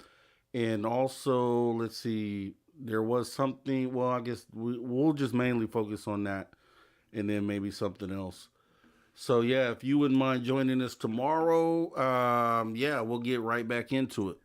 I'll definitely try to be in your chat, but that subject is, well, I'll just have to listen because I don't know so much about it. The disclosure and the political process, I don't know much about that, Yeah, to tell yeah, you that's the truth. fine. That's fine. We'll end up. I'm sure the conversation will move from there on to something else, like always. But Okay, we'll be at least starting with that, and then who knows where we'll go. Just yeah, like always. I'll be listening. All right, I Jim. Well, I I sh- appreciate you. Appreciate your stories tonight, and we'll love to hear more from you tomorrow if you're here. yeah, by all means, Rob. Yeah, great talking with you, man. Super. Yes, always. And Oh, your audio yeah. is awesome. Oh, it is. Oh, good, because last time it wasn't so good, was it? It Yeah, was you're sounding good. my telephone was messed up. Okay, well, we'll see you tomorrow. Okay, all Okay, right. bye for Appreciate you. now. Bye Later. bye. All right, guys. You know what time it is. Yes, time to get the closeout music. Excuse me. Really appreciate everybody coming through tonight. First time back in 2 weeks, and I think we had a pretty awesome show tonight. I'll listen to this one back. I haven't listened to the other ones back really, but I think tonight's show went really well. So I'll listen to it and see how we feel. I do appreciate everyone who has come out tonight. It has been fun. Like I said, it's just coming over from after hours where we had another great time over there. Like always, we had the guest Misha Johnston. Once again, as I said over there, I will put out a request to the viewers to say, hey, who do you guys want to hear from? And Misha Johnston's name came up. I reached out because I want to do what the fans want to hear. That's that's the whole purpose. So we did that. We were able to get her. She came in. We had a great conversation. Loved it. We introduced Brian Bowden, which you already know him from other appearances on Space Out Radio. But I think he's gonna bring a good. I like his real vibe. I'm a real guy as well, so I can appreciate real. Real recognizes real. Always remember that. So, with that being said, tomorrow's going to be even better. We're going to be introducing our paranormal person, who is another person you guys are probably familiar with. But this will be a person joining us every Sunday for the foreseeable future. So I can't wait to go ahead and do that. So it's going to be awesome. Yeah, thank you, Angels Are Life, Nikki. I appreciate you. And it was Nikki's suggestion to go ahead and bring in Misha, and I'm totally glad she did because she was awesome. And we have worked on other names on that list too, so we have people in the pipeline. I know we have Suzanne Hansen was mentioned. We have her coming up soon. We have a list of people coming, so we're building it up, getting after hours ready for the radio. That's the goal. We showed you the commercials that we're working on, a couple of them at least. We have maybe 10 in total that we're doing. So there's a lot of things going on behind the scenes, Spaced Out Radio. We're trying to really do something that hasn't been done before over there. And after hours is just part of it. There's a whole big goal for us over there. And over here at the Social Dig, we'll be ready to get back to regular business. We are doing the Scientology show next week. So let's not play around with that. Remember, you guys can always give me a call here, 856-843-3444 or 856-THE-DIGG. We do this for the positive progression of humanity, always and forever. That's what this channel is built on. I want to thank you all for coming on out and joining us here at the Social Dig. I am your host, Mr. Rob G. See you at the after hours tomorrow and then right back here. You guys have a great rest of your night or day or afternoon or evening, wherever you are in the world. You guys all take care.